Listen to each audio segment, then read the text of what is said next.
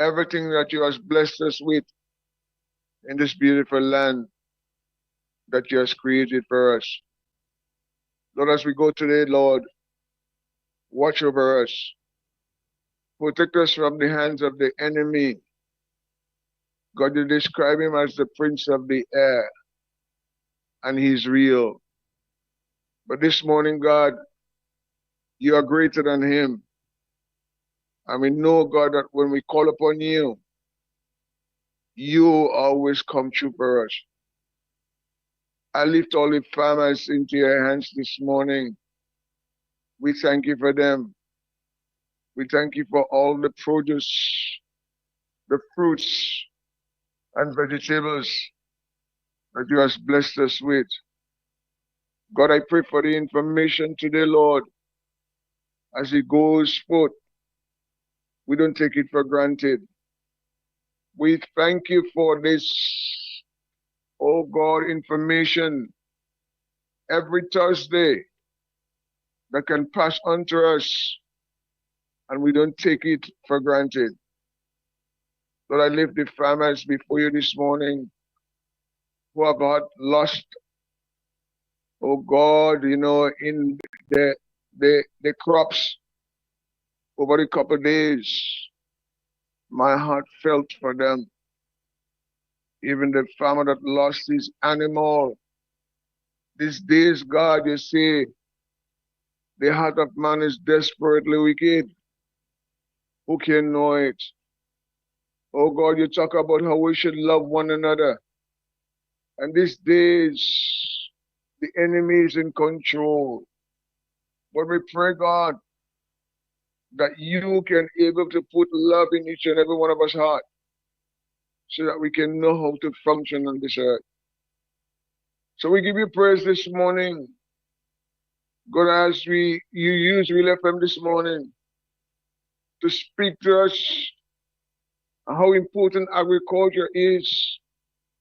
I pray, Lord, that even the smallest person in our nation would understand how important it is for the food that you are able to bless us with each and every day.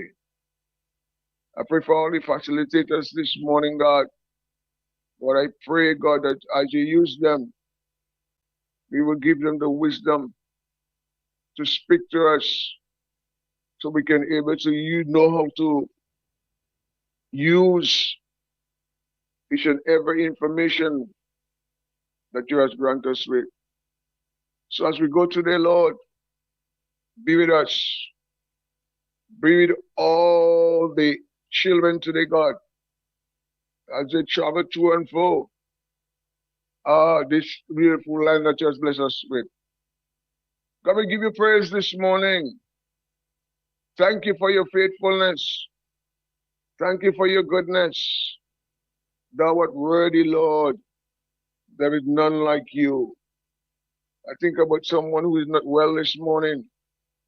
Oh God, I bring drumstick into your hands this morning and her family, Lord.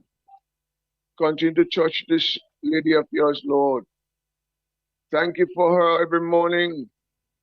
She can read your word to our knowledge, Lord. So we give you praise this morning, God. Have your way this morning. We pray by your spirit that thou art worthy.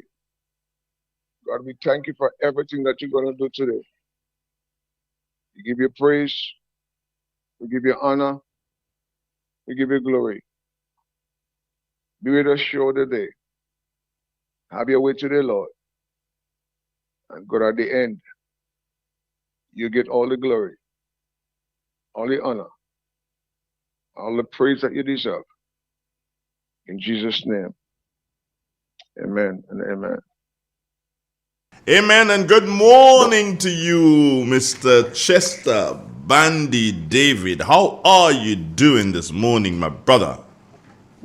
Boy, I almost, I just wake up. Just wake up. Just wake up. Yeah, Bandy, you're yeah, sounding good. just wake up. Bandy, I used to believe that you're not from the tribe. You're not from Mondridge. Forget it. You mean what? No. Forget that, Bandy. Yeah. You can't be to just waking up and think, Bandy. You can't be. Come on, we don't roll like that, Bandy. You know that. Yeah. That one catch me this morning, man. Yeah, but we don't roll like that, Bandy. When you from Montreal, you are taught to rise before the sun. Yeah, man. Yeah, that's true. You're taught to rise before the sun, so I don't understand how you could tell me, well, I just get up. No, Bandy, no. Yeah. You know, I will go. That one catch me this morning. You know, normally if I go to sleep like, let's say 2 o'clock in the morning. By 5:30, I'll get up.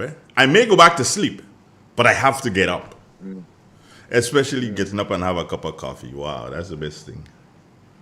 Now, I think what really catch me there, one of my little son, he's not feeling too well, vomiting and stuff. That's not good. Yeah, I was up for the whole time. What are you gonna do about it? Well, I would try to give him some ginger and try to see if I could give him some jelly water and see if we could be able to help him. Guava spout, Bandy, guava spout. Yeah, I have it right there. So come on, bro. Guava. You have to do something. Give him the guava spout to drink. Yeah. And you can the stick on the pants. I didn't hear that. There's a bushel of stick on the pants that they say that is very good for the belly too. Oh, okay. I don't know about that one, but the guava spout and the ginger, yeah, that sounds like a good blend right there. Well, I'll do that this morning, friend. Yeah. Thanks again for that. No sugar, no sugar. Just that. Just that, and you got honey at home? Yeah, I should have. Right, you can use honey, but no sugar. Blessings. Yeah, you can use the honey. All right, my brother, take care of yourself, yeah? Man, give thanks. All right, then, one love. It's real, it's 91. Yeah, Dr. Dre. Didn't you know that? Oh, come on, you should know. You should have known. Real expression on 9. Come on. Come on in. Unfiltered truth. Saluting Grenada. Power of radio to amplify. Through. Grenada. Whoa. Here we go. Tuning on the spice side.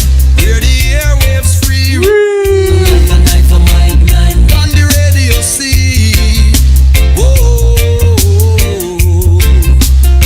I want to shout out people, yeah?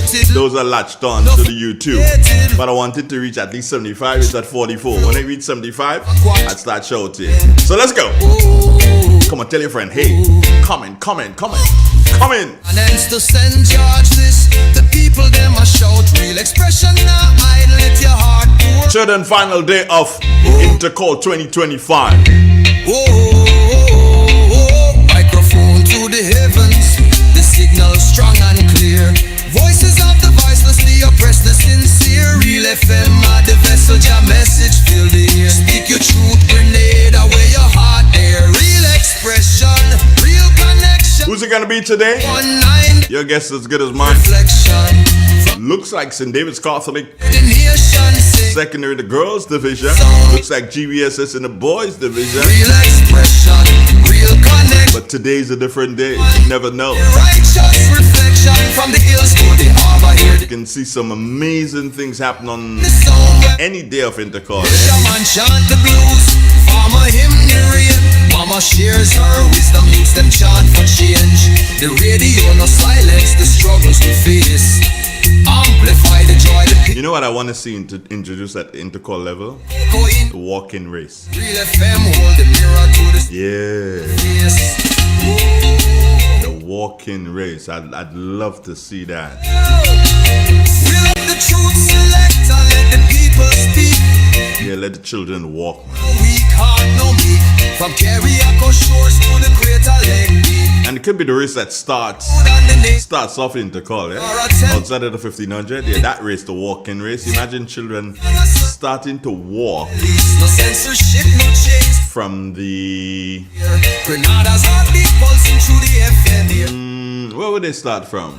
The signal still repair. Real Yeah, you can bring them all FM, the sound of prayer. to the south of the island and let them walk from the Montrouge, from Montrouge into Queen's Park. Expression, real Yeah. vibration. 91 Speed walking. soul of the nation. Yeah, there is such an event, yeah? See alive, no hesitation. Now the children walk through. That'd be so beautiful with all the colors of the schools represented and the colors and the flag of, what do they call it? Grenada Principals Association Secondary School Games or something like that. Anyway, Principal Association, they need to do some start to make a kaleidoscope of colors. Yeah, man. A patch to represent, your flag, your flag. A patch to represent every single school. No patch bigger than the other. So if you know you're going with, let's say 2 inches, meaning the patch. So the patch is 2 inches. Yeah. 2 or 4 inches, whatever. Designer will do it. And once a patch, you put it together like, piece. You put it all together. And that becomes the flag of the Principal Association Secondary School Games. So every single school has representation on that flag. All right. So McDonald College would have their maroon, SAS would have their blue, St. John Christian Secondary would have the yellow and black, I think. GBSS have their green, PBC have their blue and white. St. David's Catholic Secondary have their red. Westall Secondary have their green. Boca Secondary have their gray. St. Joseph Convent Grenville have their red and white. And orange belongs to the Grenville Secondary School. Who else? Andre, you left out. Maroon. There's a maroon and beige that belongs to the St. Mark Secondary. Can't remember the colors of St. Rose. Oh boy, Andre, you tripping here. Neither do I remember the colors of the Grenada Christian Academy. That is so not nice, Andre. How could you forget these schools? But no, imagine if you do one of the children, yeah? Don't take my thing for it. Just let one of the children use the technology that's available and put all the schools, put all their colors, or their logos or whatever, put all of them, juxtapose them on a and have that as the flag of the Grenada Principal Association Games. Yeah, that could be a nice thing. So every single school, Westmoreland in their purple, that they're represented to every single school, all the new schools, everybody. So if there's another school that comes up and joins that, hey, bang, all you do is that you just add that flag or that symbol that represents that school. That'd be something great, don't you think? Don't mind me, Hey, where's drumsticks? Yeah.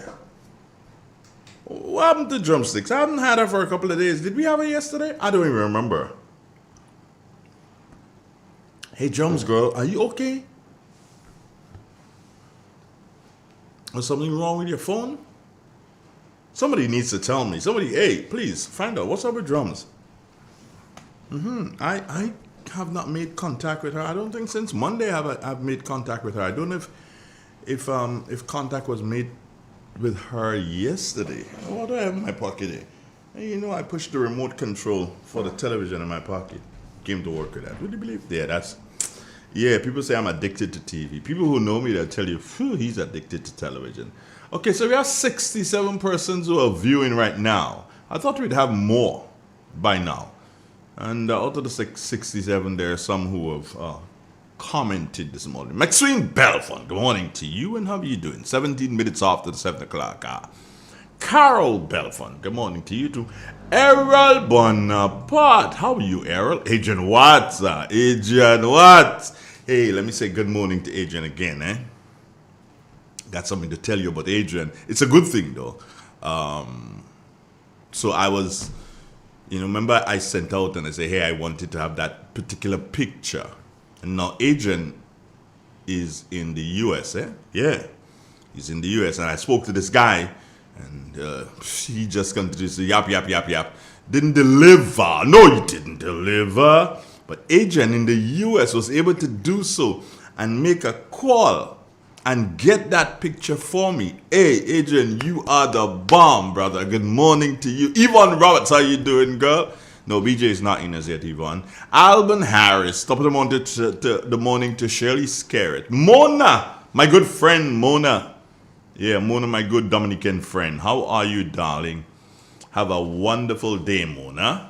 And good morning to Christine Otley. And if I say good morning to Christine Otley, I must say good morning to my dear friend Chrissy Batiste. How are you, Chrissy? And Mona inside of Montreal. Good morning to you also.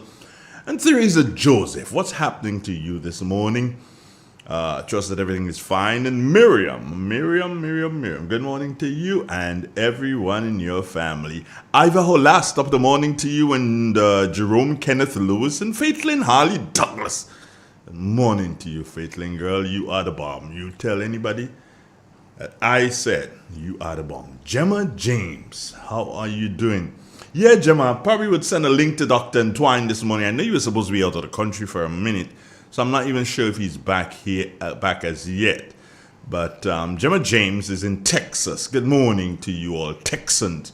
Yeah, good morning to every one of you. Anastasia Peterson, morning. Andrea Burke, Vero Wellington. What's up, Vero? Andrea Burke says good morning again to everyone. And Ann Andrews, good morning to you. And we can't not say good morning to Gemma Warwood and Augustine Bridgman. Yeah, Augustine, how you doing this morning, bro? Yeah, man, you can give me a yeah, Augustine, you know you can give us a call anytime. I really want to, follow you and follow your progress and make sure that you're doing okay, because you are indeed an integral part of the Real FM family. Augustine Bridgman had that accident. You heard it, yes? Was it yesterday we spoke or the day before yesterday? We spoke, and he's telling us about the accident that he had, and for more than 3 weeks he was in hospital. Out. Not knowing a thing, and the only thing that didn't break was his mind, but he broke every bone in the body. Yeah. Good morning to you, Augustine, and thanks so much for being a member of the Real FM family. It's really a joy having you on board. And we say good morning to Cicely Celestine. Cicely, girl, how you doing? I miss you. Anne-Marie? Anne-Marie. Morning, Miss Anne-Marie. How you do? Yeah, that's how I'm calling you these days. Cicely is my real dupes now. Chop you. Gemma Warwood, good morning to you. Okay, so hey. Oh, Gemma Warwood. All right, thanks for that message from well, what's the situation? Do I need to call somebody to get somebody to go out and have a look at the phone? What can I do here, Gemma? Let me know, okay? Kathleen Ledlow, good morning to you. How you doing? Yeah, there's a girl called Angel. Have you seen Angel? Has anybody seen Angel? Angel Map. What's up? How you doing, Angel? Everything okay today? Angel Map. Is everything okay today? Waiting for you. I'm waiting to see you say yes. If you don't say yes, I ain't talking to you. Angel Map. Is everything okay with you today? Ah, good so far. Now that's my girl right there. Augustine Bridgman, that is so nice of you, man. I like that contribution you just made towards the channel. And friends, yes, you can make contribution to the channel. There's a feature on the channel somewhere that affords you to do that. Once you're onto the YouTube, yeah, you can snap on and make a contribution, and that will go towards helping us get better gear. Yeah, so that the cameras don't stick and stuff. Yeah, we can get better gear so as to serve you better. So that's what it will go towards. Angel, you going to Tantine? Okay, have fun, girl. Oh, you back in Tantine? Shut it.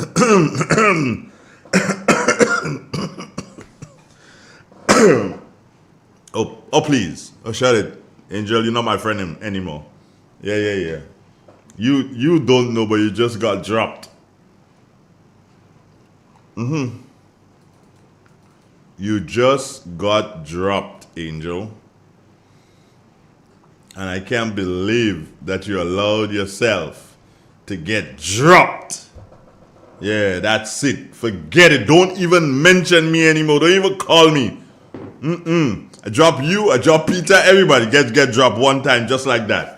A special good morning to Mr. Donald, together with the staff and listeners, well wishers, viewers and listeners. Have a great day. That's coming from Christine Alexander. Hey friends, 24 minutes after the 7 o'clock hour. Stay with us. We're going to see if we can muster up the weather from the folks at the Morris Bishop International Airport, where the manager is Jerry Tamer and the assistant manager is Andre Charles. Stay with us. Tuning on the spice side, where the airwaves free read.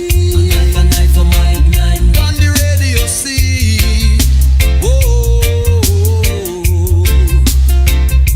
No sugar-coated lyrics, no fabricated vibe, just the raw truth a flow like Mount Kwakwa tribe.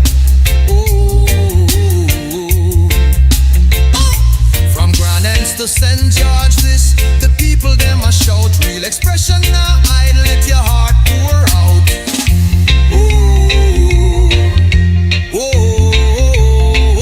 Microphone to the heavens, the signal strong and clear. Voices of the voiceless, the oppressed, the sincere. Real FM, the vessel, your message filled it. On the very first day of Intercol, there was rain in the morning period, and the forecaster said to us, hey, the rain will break and we will have great weather. We've had great weather since then, including yesterday. Let's find out from Jonathan Price what the weather is going to be like for our athletes today, and of course, for every single person throughout the nation. Good morning, Jonathan. Good morning to you and good morning, listeners. Here is the weather for today, Thursday the 10th of April 2025, as recorded at the Morris Bishop International Airport. It is currently generally fair, with showers in the vicinity. Winds are coming from the east at 13 miles per hour. Barometric pressure is 1014.9 millibars, which is above normal and rising. Present temperature is 27.1 degrees Celsius and relative humidity 82%. Yesterday's maximum was 30.2 degrees Celsius and the minimum last night 26.3 degrees Celsius. Over the past 24 hours, 0.2 millimeters of rainfall was recorded, which brings the total for the month so far to 51.6 millimeters. And now for the public forecast for Grenada, Carriacou, and Petite Martinique Valley for today and tonight. The weather is expected to be generally fair and hazy, with only brief light afternoon showers. Today's max will be 30.5 degrees Celsius with winds easterly to southeasterly at 12 to 22 miles per hour. Seas will be moderate to rough with waves 5 to 8 feet in northeasterly to easterly swells, hence a marine advisory is in effect. Low tide will be at 8:30 a.m. and high tide at 2:30 p.m. Sunset will be at 6:19 and sunrise at 5:57. Just to repeat the public forecast weather for today and tonight, the weather is expected to be generally fair and hazy with brief light afternoon showers. From the forecasters, Morris Bishop International Airport, I'm Jonathan Price. Have a fantastic day. And you too, Mr. Price. Do take care of yourself and ensure that you stay safe. This is real. This is 91.9, 91.5, www.drealfmgrenada.com. Stay tuned. We've got the commercial break and then we start the chat. This Friday, April 11th, we head to the Breakwater Project, downtown Satel, for Carlos' birthday line. Carlos, aka Blacks, big birthday celebration at the Breakwater Beach in Satel. And it's an all-day event. Breakfast from 9 a.m. and free food from midday. Live entertainment by the Octane Band and your DJs, Just Gus, Mix Master Brent, John Boy, DJ White Boy, Neutron, and much more. It's Carlos' birthday line going down on the Breakwater Beach, downtown Satel. This Friday, April 11th, an all-day event sponsored by Spectrum Entertainment, Real FM, Duty Free Caribbean, The Joints Bar, Jimmy Bones, Bryden, Karim, Top FM, Bad Squad, On Point Auto, Junction Fried Chicken, Zara, Ted Rentals, Glitch Designs, and Weekams Architectural and Construction Services. Be there.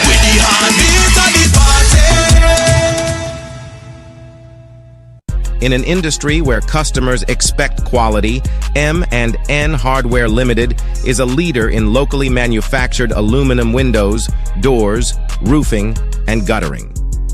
Our manufacturing division is efficient, flexible, and will always go the extra mile to surpass customer expectations.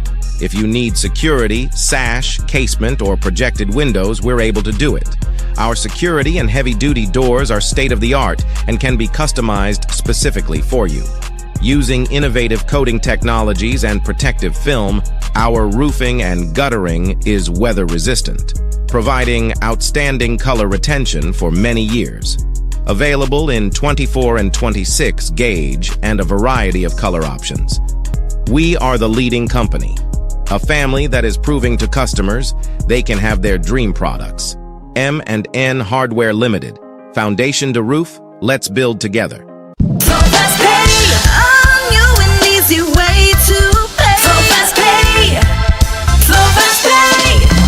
You asked for it and you got it. A quicker way to pay your bills online. It's fast, secure, and easy to use. No registration, no additional fees. Flow is now offering FastPay, an online service that allows you to settle your bills in less than 2 minutes. Need a receipt? FastPay will send it to your email immediately. Use FastPay now for convenience, safety, and efficiency at discoverflow.co/fastpay. So FastPay, 2 minutes and you're on your way. So FastPay, so FastPay. Flow is keeping you connected. Expert nail technician wanted. Looking for a skilled nail artist who specializes in acrylic, gel nails, stunning nail art, and luxurious pedicures. If you can turn nails into masterpieces, I want you. Creative braider needed. Need a talented braider who can slay cornrows, locks, and braids, and all the latest style. If your hands can work magic with hair, let's connect. Hit me up or WhatsApp me 403-4421. Let's create something amazing together. Get ready, Grenada. The countdown is on for the biggest cultural celebration of the year. It's the River Sally Fiesta 2025, brought to you by the Live Sally Organization for Development, under the theme Preserving and Protecting Our Cultural Heritage Through Education and Community Togetherness. From Saturday, April 19th to Sunday, April 27th, the village of River Sally comes alive with 9 unforgettable days of tradition, talent, and unity. We're kicking things off on April 19th with the festive inauguration at 7:30 a.m., followed by a royal morning at the River Sally Silver Spring. Then a party into the night at Agrura, the signature celebration at Sir Tobin's Place from 8 p.m. Celebrate Easter Sunday with God and gratitude at the Holy Family RC Church and enjoy a family day picnic on Monday at Bathway Beach. Join the first aid workshop on Tuesday, then don't miss the T10 cricket competition that night, 7:30 p.m. till 2 a.m. at the River Sally playing field. Wednesday is traditional night, bonfire, local talent, and a live band. Thursday, 24th is Community Spirit Day, a harvest and a party like no other. On Friday, dress to impress for Heritage and Cultural Day, featuring Saraka, Tilingo, Nation Dance, and more. Saturday is your calm oasis at the Sulphur Spring, and Sunday wraps it all up with the elegant soiree brunch and a grand closing ceremony from 3 p.m. till midnight. Don't miss a moment of the culture, the color, and the community. River Sally Fiesta 2025. It's not just an event, it's a moment. Follow us online for updates and the full schedule. River Sally Fiesta 2025. Be there and be proud. Real expression on 919 Real FM. Unfiltered truth, cultural pride, and the power of radio to amplify voices in Grenada. Woo! Tune in on the spice side, hear the airwaves free. On the radio, see. Got you. Hey, we have a caller. Let's see who that is. Good morning. Hello, good morning. Drums! Yeah. Drums, what do you man? You want to get a guy heart attack? No, my phone giving trouble, man. Okay. But he come back a little now. Come back now? Well, I wonder then what happened to Jones. I miss. Yeah, Jim called me and tell me that. Yeah, I miss you, girl. Man, you're crazy. Yeah. Well, everything Let me good. go sister in man. Okay, so everything good with you, though? Yeah, for the time. How the children? Everybody good? Yeah, for the time. That's good to hear. Yeah. Yeah, well, Let me say good morning to you and good morning to the nation and thank God for blessing me.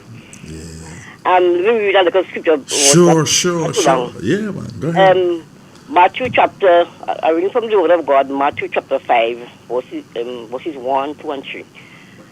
I see the multitude. He went up into a mountain, and when he sit, his disciples came unto him, and he opened his mouth and taught them, saying, Blessed are the poor in spirit, for they shall inherit the kingdom of heaven.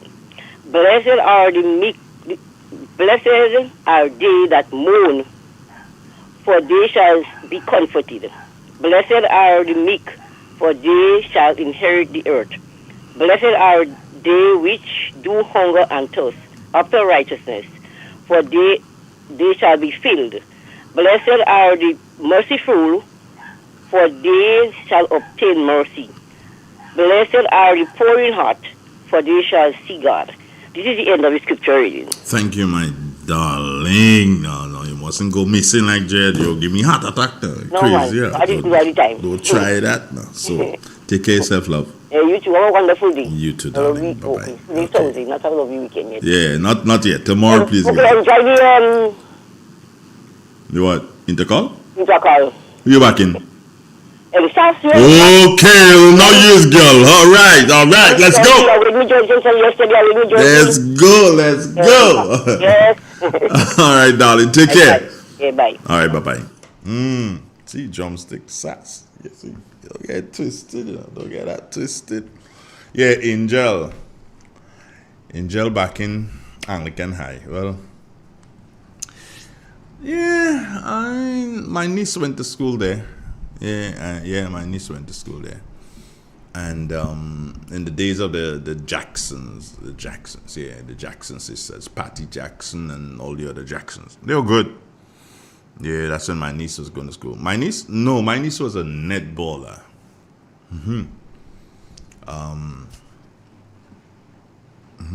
She was, she was brilliant. Yeah, I can say that, and that's no joke. You can ask Vida Bruno.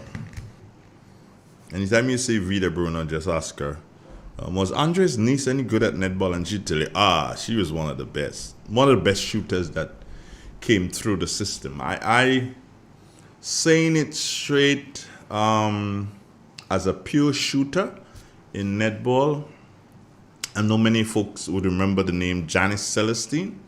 Yeah, my niece was, at her time, and that is when she was still at school, because she didn't play any netball outside of school. She traveled soon after finishing secondary school.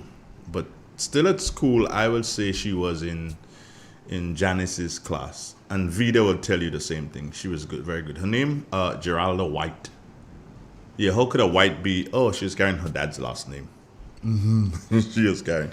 She's now married. She's Xavier from Mount Craven. She's married to Brian. Right. Oh yeah, I'm talking my niece's business. And then I have another niece. That's my best niece now you're talking. Her name is Alsha. Alsha played for netball and did run also for McDonald College. She's a brilliant netballer too. Yeah, they had netball because their aunt and my big sister, she played a lot of netball. So those two were very, very good at netball. Geraldo was a pure shooter. Alsha was the one who can play, I believe, every position on the court. The wing attack, wing defense, center, goal attack. She can play goal shoot. Not too sure whether she played goal defense nor goal keep. I don't think she ever played those positions. But I'm sure that she could have done that. Yeah, she was very good too. Yeah, so you see, did I have anybody in my family who really run. Yeah, showing Merriman. Up until a couple of years ago, he had a record at Intercol in the high jump. For junior boys, I think it was. Yeah, and he's an athlete for McDonald College, and then in his second year in Form 5, which McDonald College did not give to him. That's another story for itself. Had me pissed off. But St. John's Christian Secondary opened their arms to him, and he went there and he did wonders for St. John's Christian Secondary School. Yeah, in football, I guess the only thing he never did play was maybe netball. Yeah, he played every other sport. As a matter of fact, my nephew's claim to fame, that's showing, I'm talking here. The first time they had the Curfta Games in Grenada, he was a member of the Grenada Curfta team, and he won a silver medal in the decathlon, the 10 events. Yeah, he won a silver medal. Yeah, I think it was a decathlon. But anyway, one of those multiple events thing, he won a silver medal. So that's his claim to fame. Yeah. Me? Oh,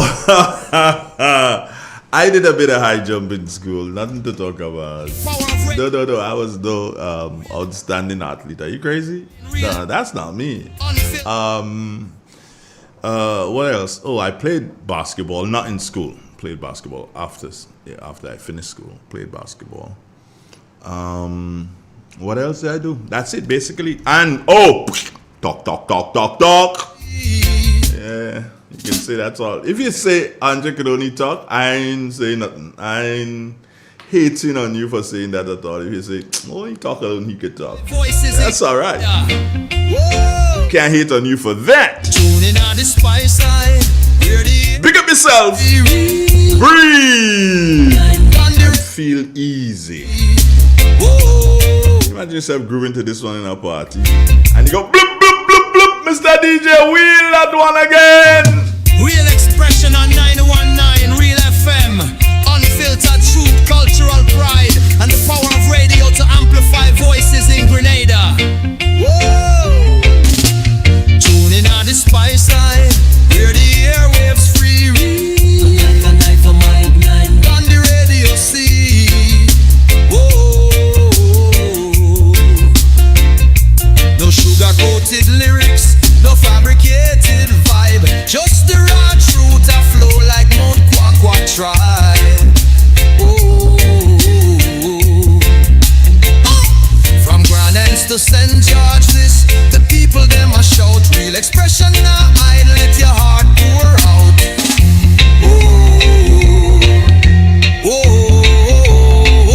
Microphone to the heavens, the signal strong and clear. Voices of the voicelessly oppressed, the sincere. Real FM, the vessel, your message fill the air. Speak your truth, Grenada. Alright, Grenada, let me tell you something. The gentleman I gotta say good morning to. Himself and his wife and his grandson, they visited me some time back, and I am understanding now that he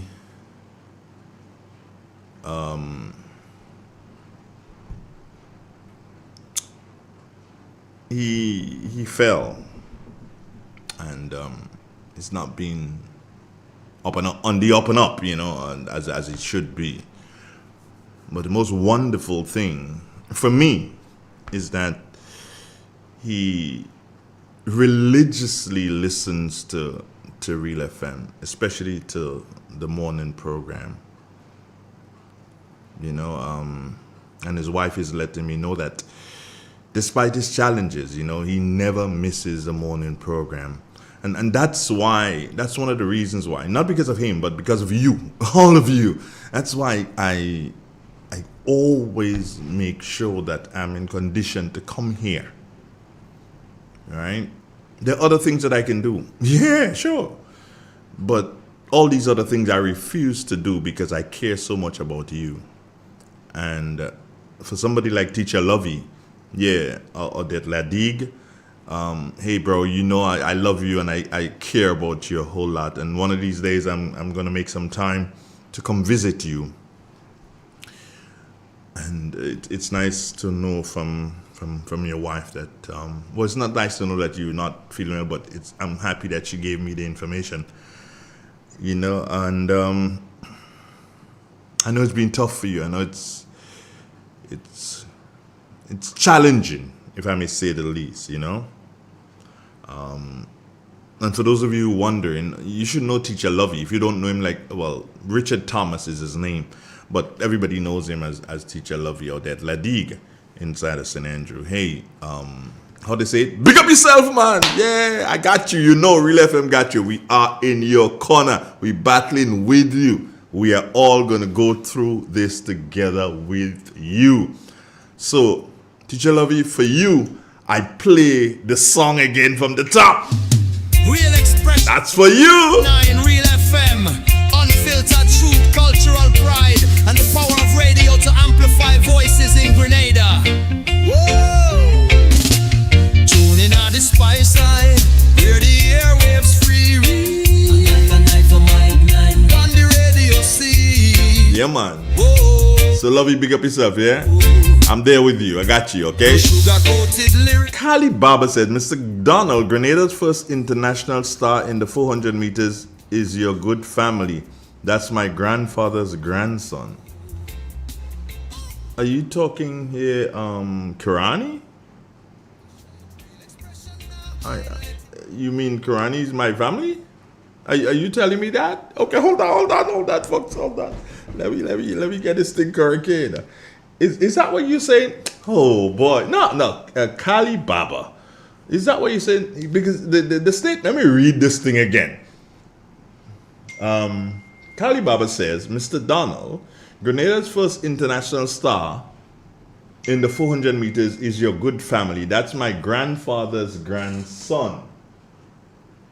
Okay, so that's you, boy. You give me a call, yeah, and call me right now. Oh my God, this is, you don't know who Kali Baba is? Okay, I'll tell you if he calls. 4420175, you know the numbers. Okay. And you know what? As we did speak about Teacher Lovey there, we got a smile out of him. Good morning, bro. Give me 2 more smiles and be good. Boy, the other thing is that I have been working without a producer ever since Monday. My official producer just dropped me. So I had to do something, message my producer this morning and say, hey, good morning. Hi, how you doing? You dropped me? And my producer just laughed. Okay, producer. I got you. Okay. Yeah, my producer just laugh, She just laugh. Is that she? Yes, it's she. It's a she. Where she live? Among Mars. What? Do you know her? I don't know who you know. Good morning. Good morning. Yeah. I heard you spoke about Teacher Lovey just now. That what you say? Is he sick or he died? Nah, he ain't dead. Okay. He ain't dead. It's a good comrade of mine, very good. Yeah, friend. he's not doing too well, but he ain't dead. I don't know. Well, he had a slight incident and has not been his true self. Mm-hmm. It's a long time I haven't seen him. Very long time. So yeah. So maybe you should go up. La Digue and everything. Maybe you should go up. Long time you ain't going to St. Andrews. I grew up in La Liga. That's why I say long time you have not gone to St. Andrew. Yeah. But so you should go. I do think of work. What? Yeah, if I go in, I wouldn't want to just spend a day, go up and pass. Well, yeah, so go up and well, yeah, we'll have to work out my thing. Well, sleep under the Concordia custom? No, man. If I go in any house in La Liga, I could sleep in it. Any house in La Liga, I could sleep in it. I ain't saying nothing. Yeah, you go. St. James. Okay, Clifford. Yeah. Anywhere there I could sleep. Okay, Clifford. Lady, you call him pray every morning. Who's that? Lady that prays Every morning on your station. Every morning? Yes. There's no one person that prays. You mean the lady who does the scripture reading? Yes. She doesn't live in Ladig? She lives St. James. Yeah. Upper Capital. Mm-hmm. Right. You could sleep there too? Yeah, man. Joke you're making. Joke you're making? Yeah. If you sleep in that house, I push it in the road. Well, you have to push everybody in the road. Yeah, if you sleep in that house, drumsticks. Yeah. If Clifford sleep in that house, I push it in the road. I was born in St. James. That's your business. You could born anyway. So, anyway, up there is part of my territory. And you're part of your territory. Go ahead. My sympathy, and I hope that when he has not died, but I hope things go well for him. Yeah, man. He'll be alright. He'll be alright. With people like you around who care about him and who would visit him from time to time, you know. Good, one love body, still. Yeah. Mm-hmm. Later, Cliff. Take care. Alright, one love. Yeah, good. So yeah. You know, I kind of forgot that the Grenada's first international 400 meters athlete would not have been Karani James. It would have been Aline Francique. So, Guy, are you telling me that I'm related to Aline Francique? Well, look at that. That's why my leg's so long. Yeah, you don't find I look like an overweight athlete? Yeah, I look like an overweight athlete. You can say what you want. It's your business. I'm not really bothering with you and what you want to say. I got a surprise for you, friends. Do you want the surprise? Yes or no? Okay. Here's your surprise. Okay, here's your surprise. There he is. You see, he's smiling. Ha! Bertrand John, good morning. Morning, Andrew. Oh, you did. People seeing you, you're smiling and always smiling. Even if I'm in pain, I'm still smiling. Oh, here we go again. Even if he's in pain, he's still smiling. Yeah. Mm-hmm. This morning, I put on my tighties. Look nice. Of course, I have to. The girls, BJ, come on. It's nice. The girls. Yeah. I have a funeral today to go to. I have a funeral to attend. So when I finish here, that's why I didn't want to do a shirt this morning, then another shirt this afternoon again. You know, you get to kind of. So I have my son's wife, grandfather, Jeffrey Guy in Lower St. John. His funeral services today and burial, of course, today. So son is not here, so I got to attend, thing. But here's what we're going to do, BJ. We're going to take a break, and when we come back, because we have to pause for the Grenville Credit Union program. So we take a break. When we come back, we have the Grenville Credit Union program. This is Real 91.9. Stay with us. This is your friendly family station. Welcome to another program of Did You Know?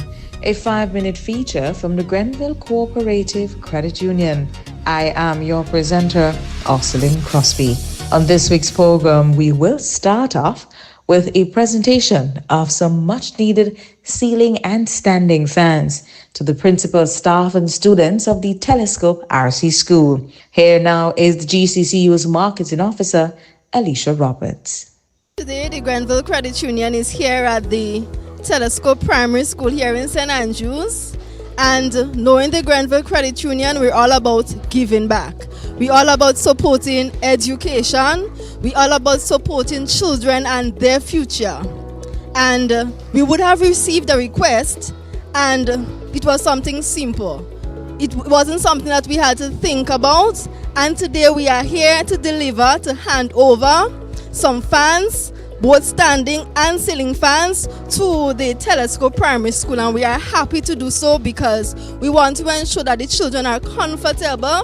We know outside is very hot, so we believe that this would go a long way in helping their education, learning on the day-to-day basis a little easier from the heat. So we are here handing over to you the fans that you so requested, and we were so happy to deliver. So thank you for requesting, thank you for choosing Grenville Credit Union, and we are happy that we can support the Telescope Primary School. We are due now for a break. More when we return. The Grenville Cooperative Credit Union, the credit union of Grenville, takes you where you want to be.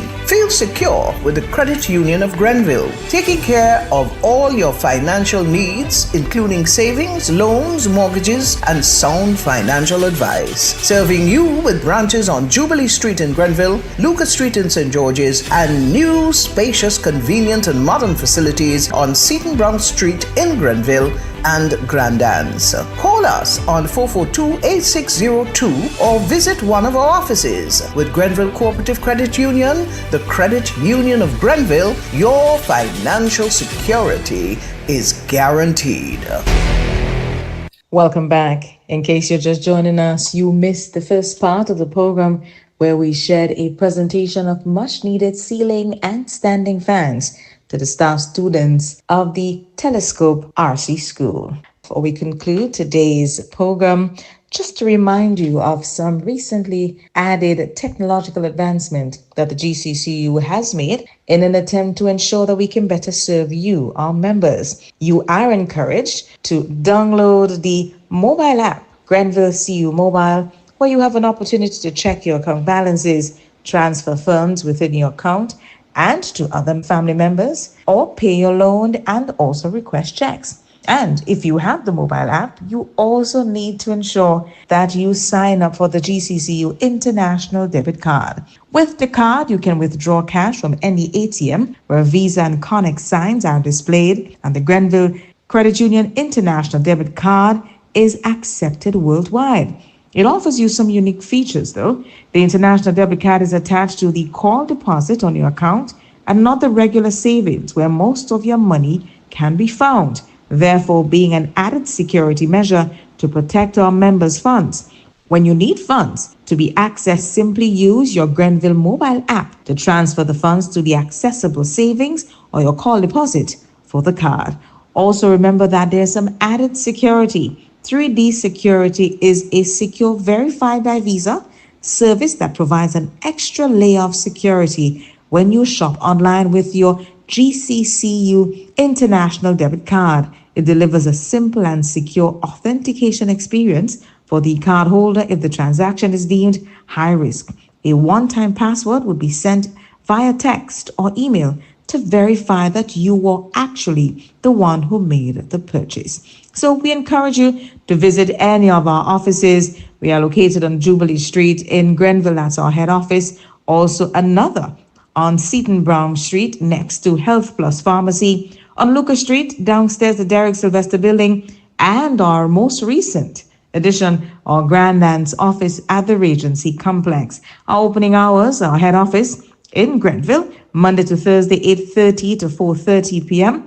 On Fridays, 8 a.m. to 5 p.m. and on Saturdays, 8 a.m. to 12 noon. Seton Brown Street, Grenville office, Mondays to Thursdays, 7:30 to 2 p.m. and on Fridays, 7:30 a.m. to 4 p.m. On Lucas Street, St. George branch, Mondays to Thursdays, 8 a.m. to 4 p.m., Fridays, 8 a.m. to 5 p.m., and on Saturdays, 9 to 12 noon. And our Grand Anse branch, Monday to Friday, from 9 a.m. to 5 p.m. So you have an opportunity to visit any of our offices and be served by our members who are waiting to ensure that your experience is memorable and that we provide all the support you need. So in the event that you want to call us, please call us on 442-8602. And that's it for this week. Until next week, I am your presenter, Oslin Crosby. Grenville Credit Union, your financial institution who values our membership and strives to provide exceptional customer service. In an industry where customers expect quality, M&N Hardware Limited is a leader in locally manufactured aluminum windows, doors, roofing, and guttering. Our manufacturing division is efficient, flexible, and will always go the extra mile to surpass customer expectations. If you need security, sash, casement, or projected windows, we're able to do it. Our security and heavy-duty doors are state-of-the-art and can be customized specifically for you. Using innovative coating technologies and protective film, our roofing and guttering is weather-resistant, providing outstanding color retention for many years. Available in 24 and 26 gauge and a variety of color options. We are the leading company, a family that is proving to customers they can have their dream products.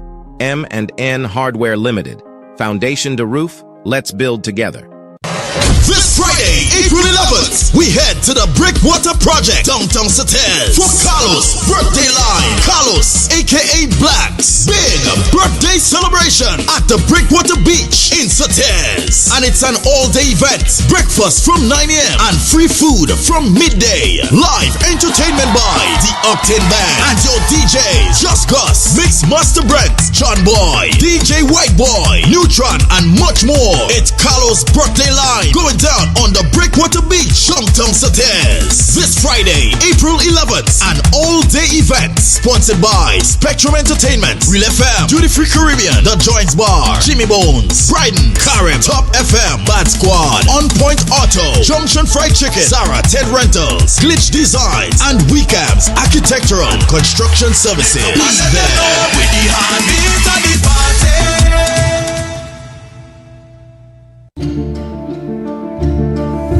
Hey Grenada, are you ready to take charge of your future? The Grenville Cooperative Credit Union is here to help you make it happen. Whether you're starting a savings journey, planning for education, or chasing your big dreams, we've got the tools and support you need. With savings, loans, mortgages, and expert financial advice, your goals are within reach. And for the youth of our nation, we believe in you. Let us help you build the foundation for a brighter tomorrow. Visit us at Jubilee Street, Grenville, Lucas Street, St. George, or our brand new modern spaces at Seton Brunk Street, Grenville. Grenada, the countdown is on for the biggest cultural celebration of the year. It's the River Sally Fiesta 2025, brought to you by the Live Sally Organization for Development, under the theme Preserving and Protecting Our Cultural Heritage Through Education and Community Togetherness. From Saturday, April 19th to Sunday, April 27th, the village of River Sally comes alive with 9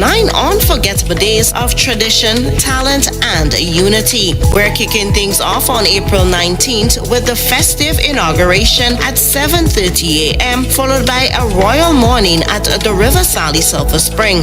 Then a party into the night at Agrura, the signature celebration at Sir Tobin's Place from 8 p.m. Celebrate Easter Sunday with God and gratitude at the Holy Family RC Church and enjoy a family day picnic on Monday at Bathway Beach. Join the First Aid Workshop on Tuesday, then don't miss the T10 cricket competition that night, 7:30 p.m. till 2 a.m. at the River Sally playing field. Wednesday is traditional night, bonfire, local talent, and a live band. Thursday 24th is Community Spirit Day, a harvest and a party like no other. On Friday, dress to impress for Heritage and Cultural Day, featuring Saraka, Tilingo, Nation Dance, and more. Saturday is your calm oasis at the Sulphur Spring, and Sunday wraps it all up with the elegant soiree brunch and a grand closing ceremony from 3 p.m. till midnight. Don't miss a moment of the culture, the color, and the community. River Sally Fiesta 2025. It's not just an event, it's a moment. Follow us online for updates and the full schedule. River Sally Fiesta 2025. Be there and be proud. Real expression on 919 Real FM. Unfiltered truth, cultural pride, and the power of radio to amplify voices in Grenada. Whoa! Tune in on the spice side, where the airwaves free. On the radio see. Whoa. Morning Grenada, morning Carriacou, morning PD Martinique, morning to you and you and you and you, and morning to Economies of Scale. Mm-hmm. Morning, Andre. How you doing? Oh, that you? Economies of Scale. Economies of Andre, Scale. Economies of Scale. What do you? BJ has somebody calling us. You just take that call and just and see what's going on. Let's see what's going on with that call. Good morning, Andre here. Hello. Hey, good morning, Andre. Yeah. Morning. I said anything for you, boy. No, keep it. Have your personal number. I tell you, and I tell you keep it. And I tell you keep it. I will get it for myself. I get it already. after the program yesterday in the morning, I send it for him. There you send it from me. He said, somebody walking up. Yeah, so say thanks. No, at the same time, I tell you, keep it, I don't want it. I tell you that and you forget. My people, take it back, delete it for everybody. I don't take back nothing. You don't take back nothing. If I take back that, I don't want to give it. Well, I tell you not to do it because I get me people to send it for me. Because you hear me say I get somebody to send it from your calling Ollie. I told you I was going to get somebody. Keep it. I said because at least I've tried getting you a call back on that number. I send it for one and get through. So I said I don't try to send on the number. I just call you on the 442-0175. I tell you, keep your thing. Take it back. I'm making joke with you again. Me and you done. You are the defense St. Patrick people, man. Defense St. Patrick people. Goodbye. Later. All right. Take care. Good. Right. It's real. It's 91. Good morning, Grenada. Good morning, Character. Good morning, Claude Abraham. Chajan John. Good morning, Dolores Redhead. I want to get this one. Cynthia Bartholomew, good morning to you. Salam, good morning. Baby Daddy, good morning to you. And to all the other people latched onto the YouTube channel, good morning to you. Terrestrial radio fans, I got you like that. Those of you onto the website, yeah, or onto, what's it called? TuneIn, yeah. Those of you on the TuneIn or any other platform you're listening, Real FM on. Top of the morning to you, and again, thank you so very much for being with us for yet another morning. Lorna Johnson, good morning to you also. Cleveroy Depredine, I want to deal with Cleveroy Depredine. Cleveroy, I'm very passionate about people from the rural areas. Very, very passionate. And I want to read the statement that you put up there. Yeah, Cleveroy, looking for confusion with you this morning. Pedro, good morning. Pedro Gemot, good morning to you. Greetings. Cleveroy Depredine says, must congratulate the athletes from St. Patrick and St. Mark. They are certainly making their presence felt in this 2025 Intercol Athletics meet. Well done. Cleveroy, where you been? Huh?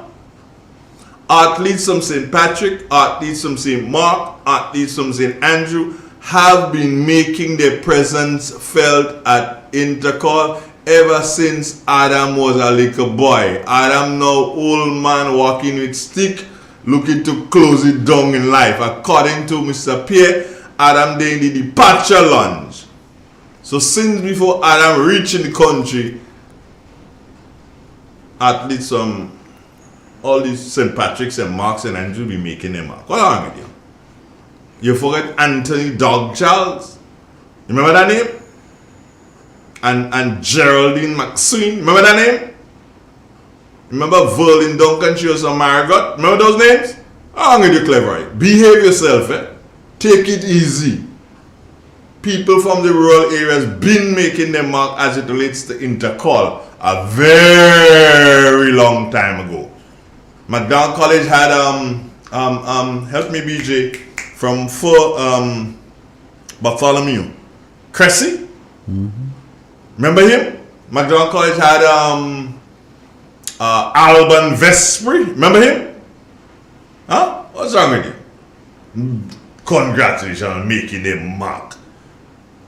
You want me to tell you what used to go on? Why you don't do so and say congratulations to the officials, they stop thief? Yeah, I said that. Yeah, I did. Was that a bad thing to say, BJ? No. Okay. Say congratulations to the officials. They've gotten to be professionals now. Wrong with you. Behave yourself with that. Eh? Behave yourself with that. There's a lady, I think she's retired now. She used to teach at the St. Patrick Roman Catholic. I think it's now St. Patrick's Catholic School right here in Sateas. Patricia John, she's a long distance runner. Watch, Cleveroy, easy yourself with that. You remember Tima Gilbert Cleveroy from Chantimel right there? You remember her? Easy now, Cleveroy. Don't let me have to do something, roll out the hammer on you. Congratulations to us, they start to make the mark fair. Been doing that. At least some St. Patrick and St. Mark and St. Andrew. Been making their mark. I know you didn't put St. Andrew in there, but I put in St. Andrew. Because when you start talking about artists like Livingston Nelson and Eugene Lickwish and Carl Vincent, Ulrich Schoon and others, what happened to you? Godfrey Augustine. Hey. Easy now, Cleveroy. Why are you not surprised at what? Yeah, why I'm not surprised? At what, Cleveroy? Don't come and do like if St. Patrick's and St. Mark and so just start to make it onto the scene. Like we are not existing before. Don't try to make it out like that. Don't try that at all. You understand?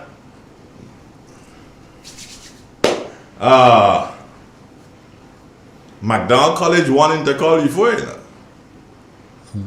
McDonald College won Intercol before Cleveroy. Don't get that twisted. And for years, McDonald College was known to be the 4x400 meter specialist at Intercol, you know. Don't get that twisted, Cleveroy. Alright. Good morning. Morning, Andrea. Yes, good morning. Andrea, I don't see you face this morning. I can't see nothing only the agriculture thousand and I want to see your face. Why you want to see my face for? Andrea, behave yourself. I just want to see your face. I'm not seeing the man and I feel her. So put it on for me to see your face, please, Andrea. I'll try. Okay, bye-bye. Alright, now time for talking agriculture. VJ, good morning. How you doing? Morning, Andre. Morning to the listening public again. You good? Not 100%, trying to cope. Warm and easy as always. Have a little issue with my shoulder. What's wrong with your shoulder? I don't know. You rotator cuff? I don't know what is happening. Just right here? pain in your right there. Okay. Now ain't nothing. You wouldn't die. I don't know. I'm telling you, you wouldn't die. I'm telling you, BJ, you wouldn't die. You're not gonna die, man. You'll be alright. So what's up? Everything good? Everything warm and easy. Somebody calling us again. Let me find out who that caller is and why it is they want. Good morning. Hello. Yes, morning. What? I just called to talk to BJ of the year when he finished, please. Call him. No. Yeah, but he only here now, so I can't get to him. What I'm saying. Well, call him on his number when he's finished. You know when he's finished, innit? Yeah, but he only here now, so I can't get to him. What I'm saying. Okay. Yo, BJ. Okay, BJ. Yes. Morning. You know who's speaking? Yo. Tell me who's speaking. Morning. Yo, let me tell you something. You're fighting to listen to two things at the same time. That's not possible. You listen to us on your device that you're talking to us on and not on your radio or your television or whatever else. And folks, come on. We in this thing together for a long time. You have to stop doing that. When you're listening to us on your device, you're going to get it delayed. So you have to listen on the phone. When you listen on the phone, that is how you would hear us and be able to respond timely. Got it? Good. Bisha, I greet you with some kind of sad news. I'm sad for the farmers who recently lost. I think the two farmers, one in the Rose Hill area, was it? Oh, where? Oh, Conference area. Anyway, two farmers recently lost. One lady, about 2 weeks ago, a lady and her husband, they lost their pump. I think you remember that. They lost their pump. Paradise area. They lost their pump, and then in the past couple of days, I've seen reports that farmers have been subjected to loss of lines by somebody vandalizing, meaning cutting their lines, and it seems to have gone to another level that reports also reaching me indicate that there may have been some contamination of the lines by adding some sort of a agent to the line, so that when they reconnected the lines, that agent now is available to the pans, and it's not good. Have you seen that? I saw a news clip on this, and can't help but thinking that we ought to do better as people. Farmers need to unite. We need to start those, stop those kind of tribalism. That don't make no sense. The risk of doing something like that, not just that you might be damaging somebody's crop, but if people eat those contaminated fruits or vegetables, then you know what can happen. This thing don't kill you like instantly. It kill you over a period of time. And we need to be careful how we using those things, and we need to be careful how we managing with anger. Yes, you can be angry. Probably God knows that, so He say be slow to anger. But we need to be more tolerant as a people. How difficult it is. Those people who are commenting on social media and on the news, is people whom I know, good friends of mine, and how I should say, the only thing I can say is that I hope those people can get this together and unite and stop those trivialities. Are you telling me here, BJ, that we are at a situation where it's a farmer's war? Is that what you picking I up? don't think so. Maybe two persons must have some issue. A few people have issues. People do have funny issues. Andre had the experience of getting on my farm and seeing things chop up and seeing lines, irrigation lines and crops and stuff, damage. And every time that happens, it would take us about maybe 30 seconds to a minute to really understand what it is that happened, because we don't think along that line. In fact, once I get on the farm and so we had some young watermelon, and somebody would have, basically chop it up, and we thought we had put some wrong chemical on this thing ourselves.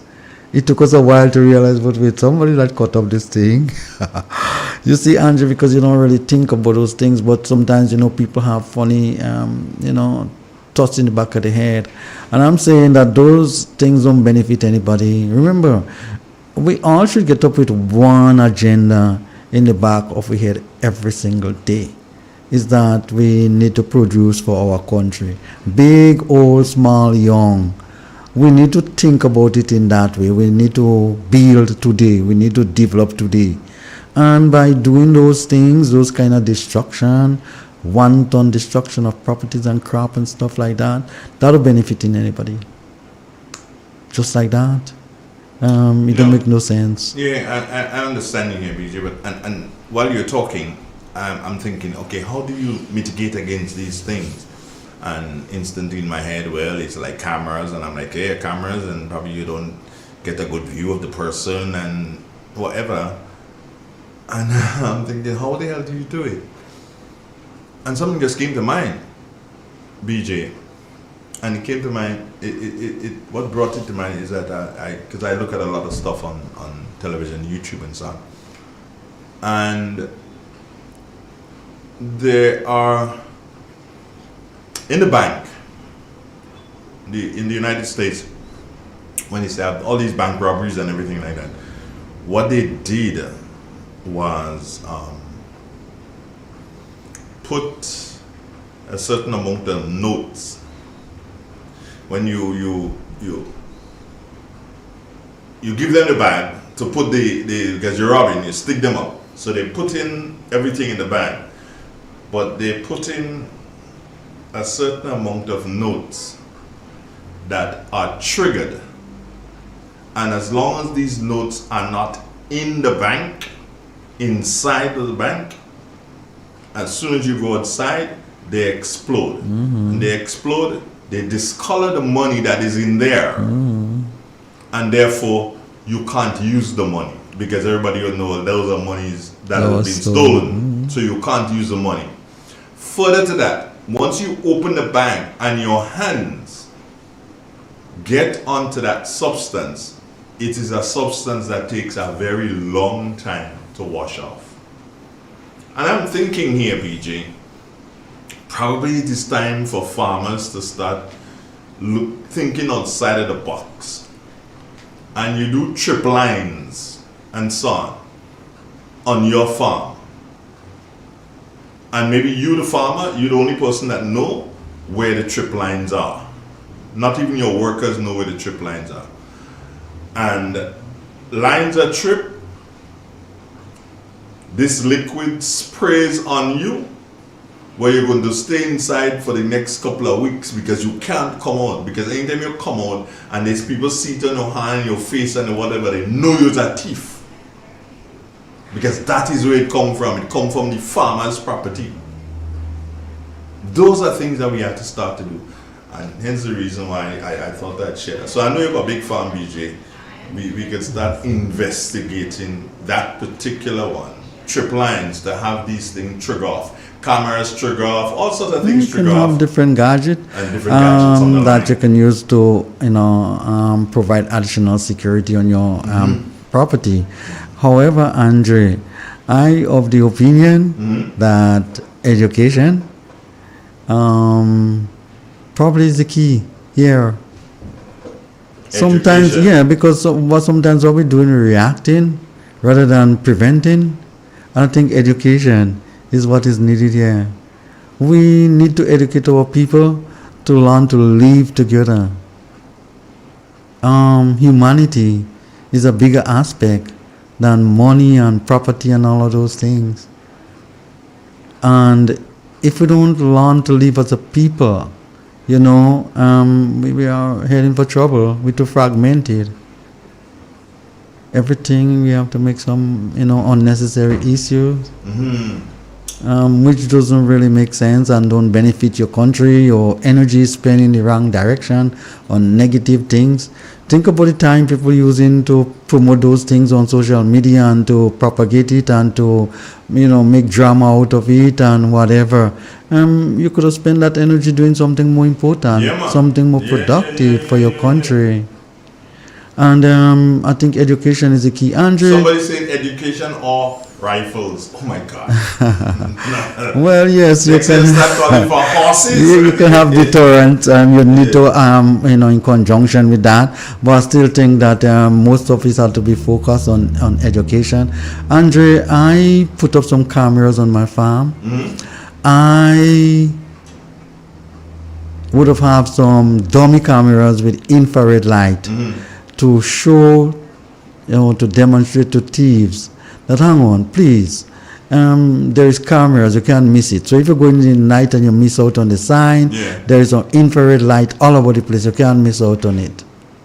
And Andre, I watched some thieves over a 2-3 month period, and they go inside a few times and they realize, but wait, this camera, look as it's dummy, this look as it's working, and they keep going and I keep recording them. And then I realized that is education. There is a sign mark, the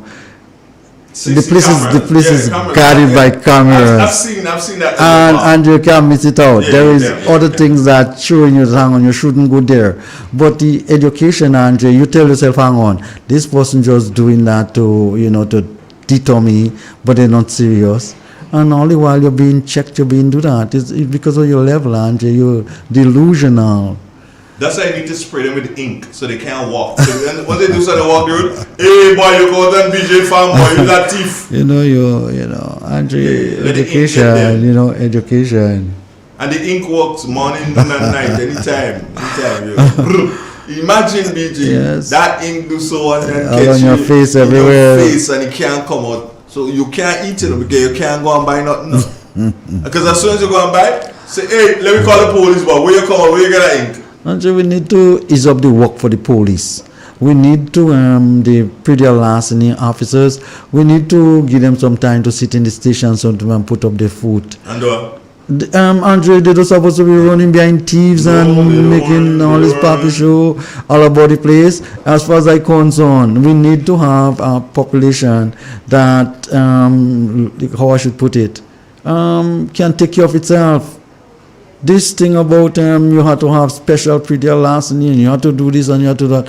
And the 5 little thieves that doing that things, if you want to string up that, you string up that on them anytime. And done with that, you make that disappear and the country back to normal. What's wrong with you on that? Yo, BJ, hold that thought there. We'll take a break and we go right back. No fabricated vibe, just the raw truth a flow like Mount Kwakwa Tribe. From Grand Ends to St. George's, the people them a shout real expression now hide, let your heart pour out.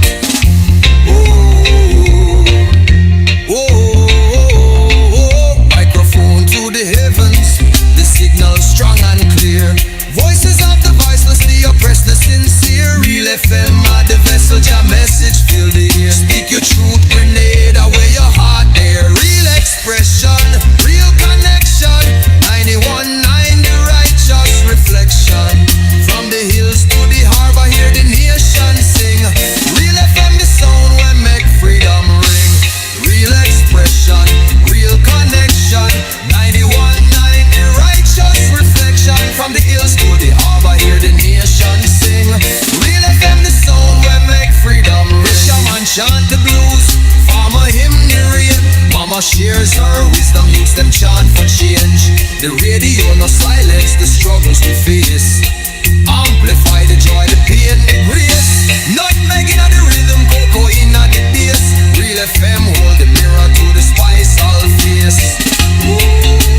Expert nail technician wanted. Looking for a skilled nail artist who specializes in acrylic, gel nails, stunning nail art, and luxurious pedicures. If you can turn nails into masterpieces, I want you. Creative braider needed. Need a talented braider who can slay cornrows, locks, and braids, and all the latest styles. If your hands can work magic with hair, let's connect. Hit me up or WhatsApp me 403-4421. Let's create something amazing together.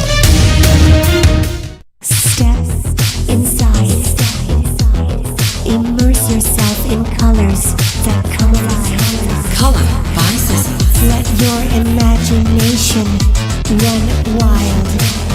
Surround yourself in a world of color. Color by Sissons. Endless inspiration. Bold expression. Bold expression. Color by Sissons. Sissons. Express your style with Color by Sissons. Get ready, Grenada. The countdown is on for the biggest cultural celebration of the year. It's the River Sally Fiesta 2025, brought to you by the Live Sally Organization for Development, under the theme Preserving and Protecting Our Cultural Heritage Through Education and Community Togetherness. From Saturday, April 19th to Sunday, April 27th, the village of River Sally comes alive with 9 unforgettable days of tradition, talent, and unity. We're kicking things off on April 19th with the festive inauguration at 7:30 a.m., followed by a royal morning at the River Sally Silver Spring. Then a party into the night at Agrura, the signature celebration at Sir Tobin's Place from 8 p.m. Celebrate Easter Sunday with God and gratitude at the Holy Family RC Church and enjoy a family day picnic on Monday at Bathway Beach. Join the first aid workshop on Tuesday, then don't miss the T10 cricket competition that night, 7:30 p.m. till 2 a.m. at the River Sally playing field. Wednesday is traditional night, bonfire, local talent, and a live band. Thursday, 24th is Community Spirit Day, a harvest and a party like no other. On Friday, Dress to Impress for Heritage and Cultural Day, featuring Saraka, Tilingo, Nation Dance, and more. Saturday is your calm oasis at the Sulphur Spring, and Sunday wraps it all up with the elegant soiree brunch and a grand closing ceremony from 3 p.m. till midnight. Don't miss a moment of the culture, the color, and the community. Riverside Fiesta 2025. It's not just an event, it's a moment. Follow us online for updates and the full schedule. Riverside Fiesta 2025. Be there and be proud. It is said, the proof of the pudding is in the eating. Therefore, the authenticity of the beverage can only be acquired in the taste. A taste which is original to Twine de Beauregard Industries and comes from a combination of spices and local rum, which can hold its own all over the world. Woodman, a strength which speaks for itself. A taste which stands out from the rest, bottled with care, which speaks to perfection.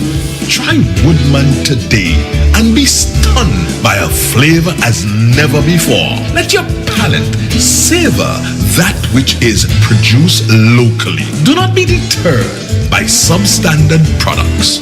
Our taste speaks volumes and sets us apart from the competition. You will be satisfied with every sip of our product. Say rum, say Woodman, feel satisfaction. Now that's quality. Classic Furniture. Our items are made from the best local wood available on island. Our products are made with love, care, and the experience we have gained over the years. Why do you even contemplate using substandard furniture, which is imported, when you can get the best made right here in Grenada? Our factory is located in the cultural village of Chantimel and our showroom on Ben Jones Street, St. Andrew. We are also noted for refurbishing that piece of furniture to its initial look. When looking for quality furniture, there is only one place to look, and that's Classic Furniture, where we take care of your needs with utmost care. So give us a call today and put your furniture woes to rest. Classic Furniture, where love and luxury is combined to provide the ultimate satisfaction. Call us today on 442-4645. Classic Furniture. So fast pay, on you an easy way to pay. So fast pay, so fast pay. You asked for it and you got it. A quicker way to pay your bills online. It's fast, secure, and easy to use. No registration, no additional fees. Flow is now offering FastPay, an online service that allows you to settle your bills in less than 2 minutes. Need a receipt? FastPay will send it to your email immediately. Use FastPay now for convenience, safety, and efficiency at discoverflow.co/fastpay. So fast pay, 2 minutes and you're on your way. So fast pay, so fast pay. Flow is keeping you connected. This Friday, April 11th, we head to the Brickwater Project, downtown Satel, for Carlos' birthday line. Carlos, aka Blacks, big birthday celebration at the Brickwater Beach in Satel. And it's an all-day event. Breakfast from 9 a.m. and free food from midday. Live entertainment by the Octane Band and your DJs, Just Gus, Mix Master Brent, John Boy, DJ White Boy, Neutron, and much more. It's Carlos' birthday line going down on the Breakwater Beach, downtown Satel. This Friday, April 11th, an all-day event sponsored by Spectrum Entertainment, Real FM, Duty Free Caribbean, The Joints Bar, Jimmy Bones, Bryden, Karim, Top FM, Bad Squad, On Point Auto, Junction Fried Chicken, Sarah Ted Rentals, Glitch Designs, and Weekams Architectural Construction Services. Be there. With the heartbeat of the party. Real expression on 919 Real FM. Unfiltered truth, cultural pride, and the power of radio to amplify voices in Grenada. Whoa! Tune in on the spice side, hear the airwaves free. On the radio see. Whoa! No sugar-coated lyrics, no fabricated vibes.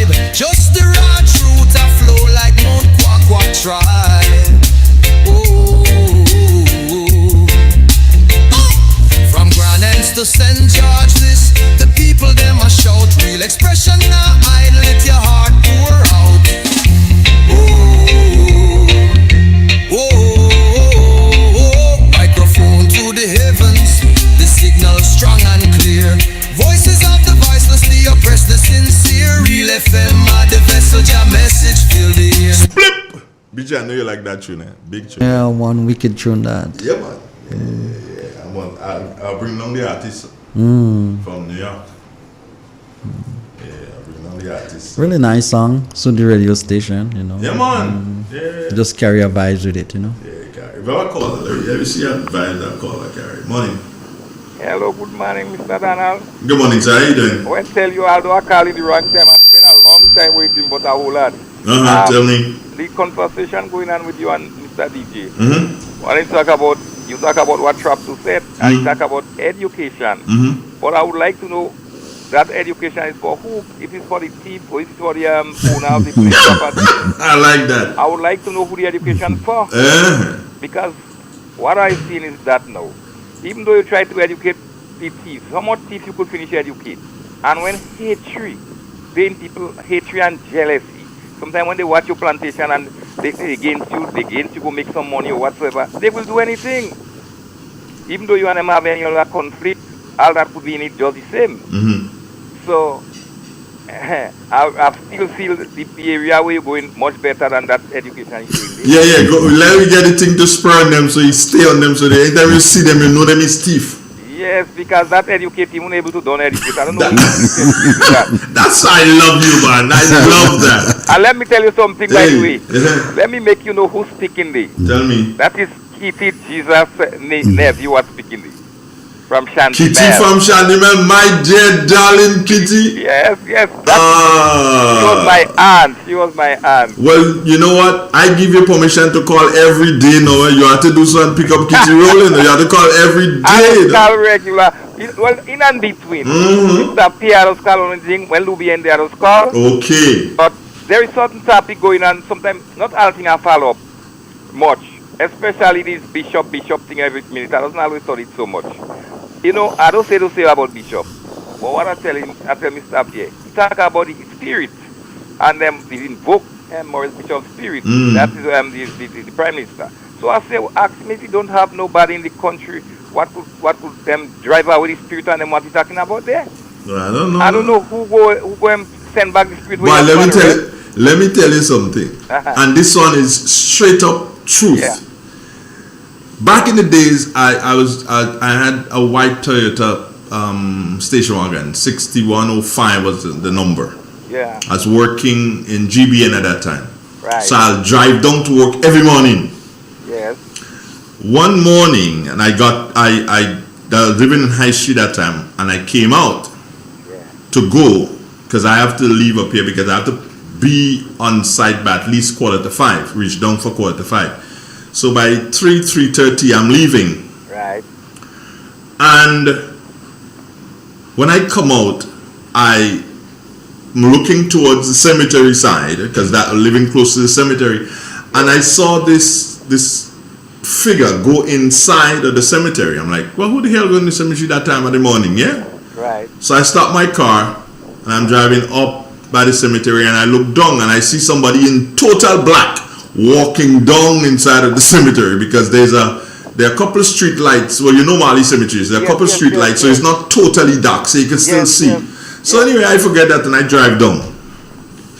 That time, it was around that time when they say he had spirit walking the road in Sotez. I say, well, where the hell is that? What a person doing inside it? Or is that the spirit I saw? So I drive down, reach down to work. And the news reporter that morning who was working was Leslie and Johnson. So I got to work, set up everything, and the phone rang. But I couldn't take the phone at that time because I was doing something. So Leslie Ann picked up the phone in the newsroom. Yeah. Shortly after that, she came in. So I finished what I was doing. And I said, yeah, Les, what happened? She says, where you come from this morning? I says, Sotez. She said, well, I just got a call from Bishop John Noel. And he said to tell the people in Sotez that he has successfully put the spirit back to rest. Right. I'm like, what? She said, yes. He said that he was in the cemetery in Sotez at about 3 o'clock this morning. I say, oh God. Because I saw him. Oh, yeah. Do you understand? It's the same morning. So I say, Les, I saw him. I saw the person walking through the cemetery at that particular time in the morning. She says, well, tell him. And believe you me, after that day, nobody spoke about the spirit walking the road in Sates again. So maybe if he ain't dead yet, maybe they could go and look for John Well. He might be able to take out the spirit that the guy invoked. And he had a man without continuing chanting melodies called Clooney Cyrus. Yeah, no Clooney Cyrus. He died already. Mm-hmm. You know Miss Lucian, same by the cemetery today? Yes. Well, right. Miss Lucian and I was one family. Okay. Yes, brother and so on was from up Shanti Melier. She had also called my grandmother's auntie. Mm-hmm. Yes. That is Kitty mother. Kitty. Okay. Yeah. Well, Mister, I give you permission to call all the time, because I Kitty, you had a permission. You call anytime. I hear you and have a pleasant day. You too, my brother. Take care of yourself. Also, DJ. Yeah. Take care, boss. Yeah, one morning. Yeah. 8:40. That's our time. Nice call a day. But I always remember that thing, boy. When the man put by his terrorist. Oh, here's Leslie in Paris is saying, good morning, Mr. Donald and BJ. Question, did the Ministry for Agriculture or the government said they will protect the biggest poultry farmers because they invest more?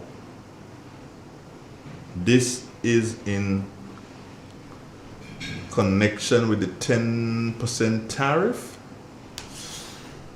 I'm never understanding this. I'm not understanding. Are you understanding it? I guess the person is commenting about the poultry farms in Grenada here. And the government said they was going to protect the biggest poultry farms and stuff like that. I think she's basically trying to point us to the direction that, I don't know if you know that Montrose farm. Yeah, I know they have a problem now. They have some problems. Yeah. I think they had to close down. That's the second time, Yeah, so I guess... Stuff. I don't know, and I'm not going to dabble into it.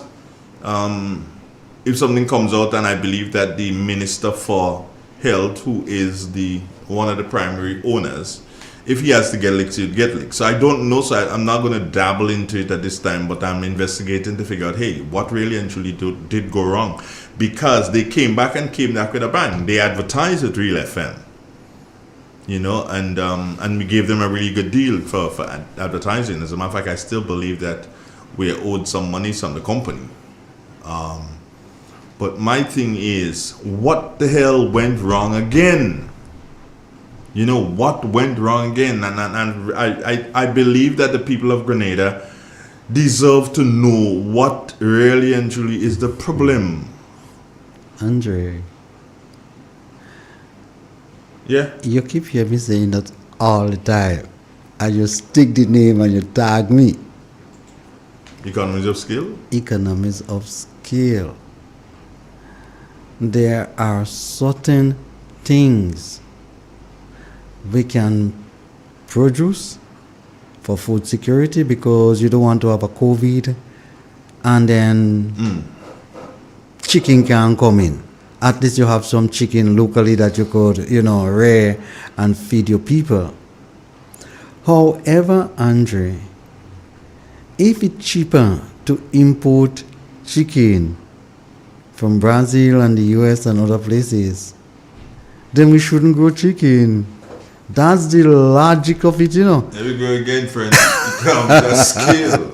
Because what's going to happen is that your local company that is producing the chicken going to have problems with disposing it because of the competition in price. If it's cheaper, people will go for the cheaper one, Chicken is chicken at the end of the day. And now that we're educating our people to eat local and to support our local business, as far as they're concerned, what is before them, that's what they're going for. And to make the dollar stretch, they would go for the cheaper stuff. So you have to be careful when you are more or less making decisions with regard to the things that you invest in your country in a big way. And you think about it. Think about the cost for animal feed abroad. And think about the cost for animal feed here. Remember, it's the feed that producing the meat, So if you have cheaper feed, you know what's going to happen. You're able to produce more and able to produce in a more efficient manner because your feed are cheaper. This is where the bulk of the money goes in relation to poultry production.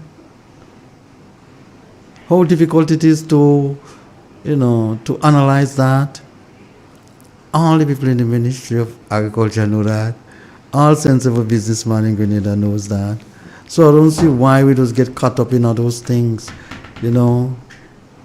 And for places like Barbados to be kinda self-sufficient with regard to poultry production, kinda, not just subsidy alone, they put a whole heap of tariff on other things coming in, chicken coming in, They're protecting the little industry that they have to get farmers to produce them locally. Whether that's good for the bigger picture in terms of your economy, I'm not sure, Yes, it might create some more employment within your country, but at the end of the day, your people going to have to pay more for poultry products, which is what you don't really want to happen. BJ, the first thing that has to happen is that the government had to do so and realize that, and I've been saying that, and this is not just this government, the government had realized, call Nazim Burke, call Bernard Code, and say to them, you all make this thing, show us how to get out of it. Because they make it. And I'm speaking about the issue with Caribbean Agro. That is a Nazim Burke Bernard Code formula. They were the ones who make it. That was since during the revolution. That's a long time ago. Yeah, but they were the ones. Are we going to have 2-3 generations with that yoke around Well, the neck? yeah, because Bernard and Nazim, they're the ones to be blamed. Andre, we are people and we have a country. We need leaders. Yeah, BJ. Bernard Code and Nazim Burke, they make this thing ironclad. Don't know why they did it that way, but BJ, if you make a jail, if you start to build a jail, you know that there's a possibility one day you will end up in the jail, so you're making sure you make a thing where BJ could come out of the jail now. BJ know the weakness of the jail. They know the weakness of the thing, So did they have the exit? What you mean? Nazim Burke has the exit. And this is not a joke. They know they're the ones who formulated it. Nazim Burke, Bernard Code. Fix it. Fix it. I almost said my good friend Anthony Boson, but I don't believe he was in on Morning Tony. I don't believe he was in on that deal. But Nazim and Bernard call them and say, how can we get out of this? You need to show Grenada how to get out of this. Because Caribbean Agro just keep going wrong, then wrong, then wrong. Course. Watch, Caribbean Agro is one of the few companies in Grenada that makes money every half a step. Grenadians make something Caribbean Agro. Consume a lot of the flour, feed, flour, feed, flour, and all different kinds of flour and feed. Tell me, BJ, and I'm going straight up with this one now. Have you ever heard in recent years, over the past 10 to 15 years, have you ever heard an ad from the Caribbean Agro Industries? They don't need to advertise. But you understand where I'm going with this, BJ? Not only they don't need to advertise, but ever since the revolution disappeared, Caribbean Agro spends no money in terms of the community, Tell me one community you know that has benefited from the Caribbean Agro Industries. One. And if someone knows one, let me know. But I don't know any of any community. I believe they used to sponsor a netball team back then. Wonder if it was Rangers or whatever. But I don't. They don't put anything back into the community. I feel sorry for. You feel sorry for us? No, yeah, for our leaders, and for our people. Every batch of politician that comes into office, they all making the same statement. We engage in Caribbean agro. We go getting somewhere. Where is Mr. Joshua?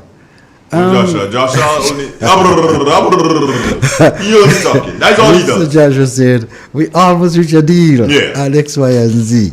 And 5 years later, we're in the same place. Andrew, we need to solve that. And if they don't have the, what it takes to solve those kind of problems, then they should vacate office. This is a yoke around your farmer's neck. And you have an obligation to resolve that. And if you cannot resolve that, then you're not worthy. Simple like that. How hard it is to do those things, Andre? To tackle those things. And if your country sink, it sink. And if it float. But you're not having your people suffer under this imperial yoke that is basically deterring production in your country. We're going that kind of breed of people. What's wrong with you at that? A government has to come that is going to say, hey, irrespective of what pull a Donald Trump move, I don't care. I put in 30% tariff on you and 100 on you and what. I don't care. I am going to dismantle this stupidness you have as an agreement that have our farmers and our people choking. I'm going to destroy it. Free trade. Because you cannot tell me that what a farmer in St. Lucia, what a farmer in St. Lucia is paying for. He's paying half the price that I am paying here for a 100-pound bag of feed. And guess what? On that bag of feed, it marks made in Grenada. So how are you going to compete? The farmer in St. Lucia, is paying half the price that I am paying here. Where is a comparative advantage? And they're producing the stuff locally. You produce anything here, and I am paying more. And you're telling me that a political party, and forget the government now, a political party, BJ, I'm saying, you're telling me that a political party cannot do so and mobilize and get the correct permission to demonstrate. Yes. And I'm talking political parties now. Get the proper permission to demonstrate and go and demonstrate. Yes, and write a petition and everybody sign and say, hang on. This is not the government now. No. Political parties, come on, show what you want. This is the people of your country. Yes. And you have to mobilize them sometimes to get certain things done. And you get it done. You go and you say, yo, Caribbean, you cannot continue to do us that. Yes. And we probably sit down in front of the place. Yeah? How could you tell me I am bringing 100-pound bag of feed out of Trinidad and Tobago? I'm paying all the taxes on it. And it is still costing me less than a bag of feed that I will go and buy in Tempe. So how are you going to sell the produce? And you had Joshua and them telling me I said that bag of foolishness about the NATO agreement? Well, where is it? Andrew, you wouldn't be able to sell the poultry products, the produce. You wouldn't be able to sell it at a cheaper rate. Let's take this call. We'll come back to that. Hello, good morning. Yes, good morning, Doc. Good morning to the Good morning, yes. Mr. BT. Morning. I'll tell you something. So much information coming out of this. Lift that voice, my brother. Yeah, so much information coming out of this radio and television station. But it's still asking for education. It's not education. Maybe too much education is the problem.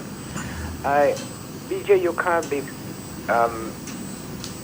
you can't say it in a different way.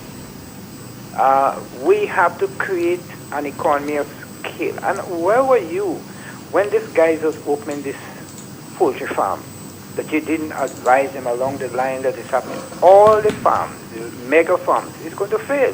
I've been saying that before the farm came into being. I have been discussing this thing. Why are these guys going into this thing? It cannot be sustained. You don't have the market. Market is too small. You can't harness the regional market and the international market. You don't understand that definitely this thing going to be a no-no. That is wasting money. We have to first create an economy of scale.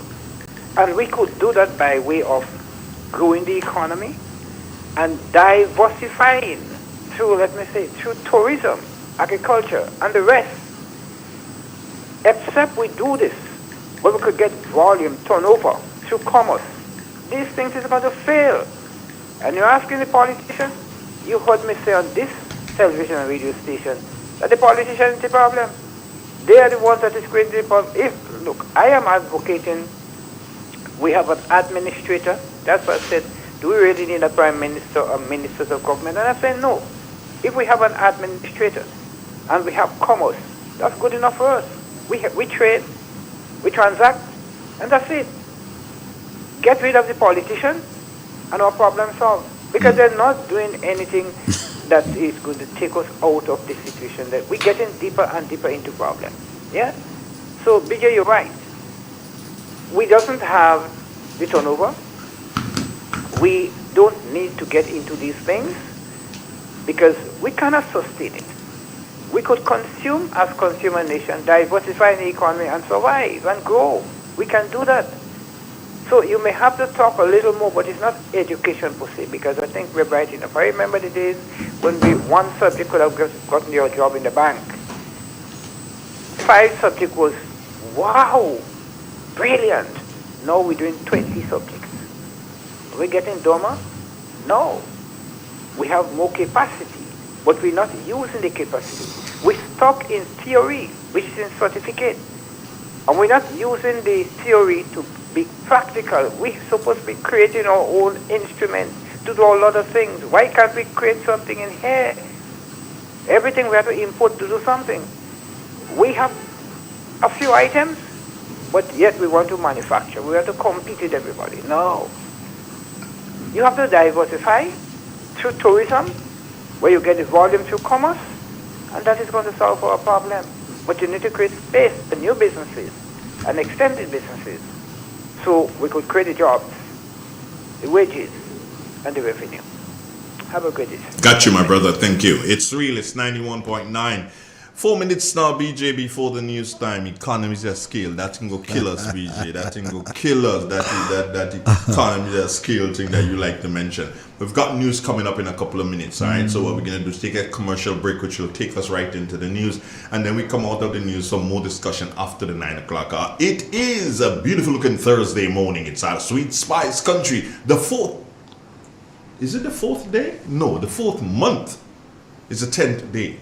Yeah, stay with us, my friends. We'll be right back.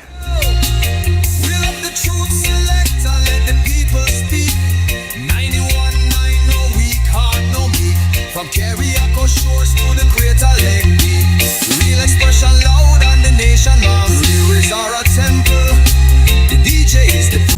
In an industry where customers expect quality, M&N Hardware Limited is a leader in locally manufactured aluminum windows, doors, roofing, and guttering.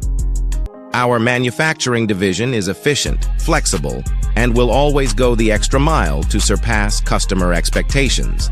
If you need security, sash, casement, or projected windows, we're able to do it. Our security and heavy-duty doors are state-of-the-art and can be customized specifically for you. Using innovative coating technologies and protective film, our roofing and guttering is weather-resistant, providing outstanding color retention for many years. Available in 24 and 26 gauge and a variety of color options. We are the leading company, a family that is proving to customers they can have their dream products. M&N Hardware Limited. Foundation to roof, let's build together. In Grenada, we supply fertilizers, herbicides, seedlings, and nursery supplies, diesel water pumps, walk behind tillers, organic and environmentally friendly agricultural inputs. We're serving you from 2 locations at Birch Grove and booth 34 at the Vendors Market in Grenville. Cost-effective agricultural solutions for all your needs. Visit Gittins Home and Garden Center for the best in everything agriculture. Call us on 409-2175 or 438-4337. Gittins Home and Garden Center, from your farm to your backyard. Step inside. Immerse yourself in colors that come alive. Color by Sissons. Let your imagination run wild. Surround yourself in a world of color.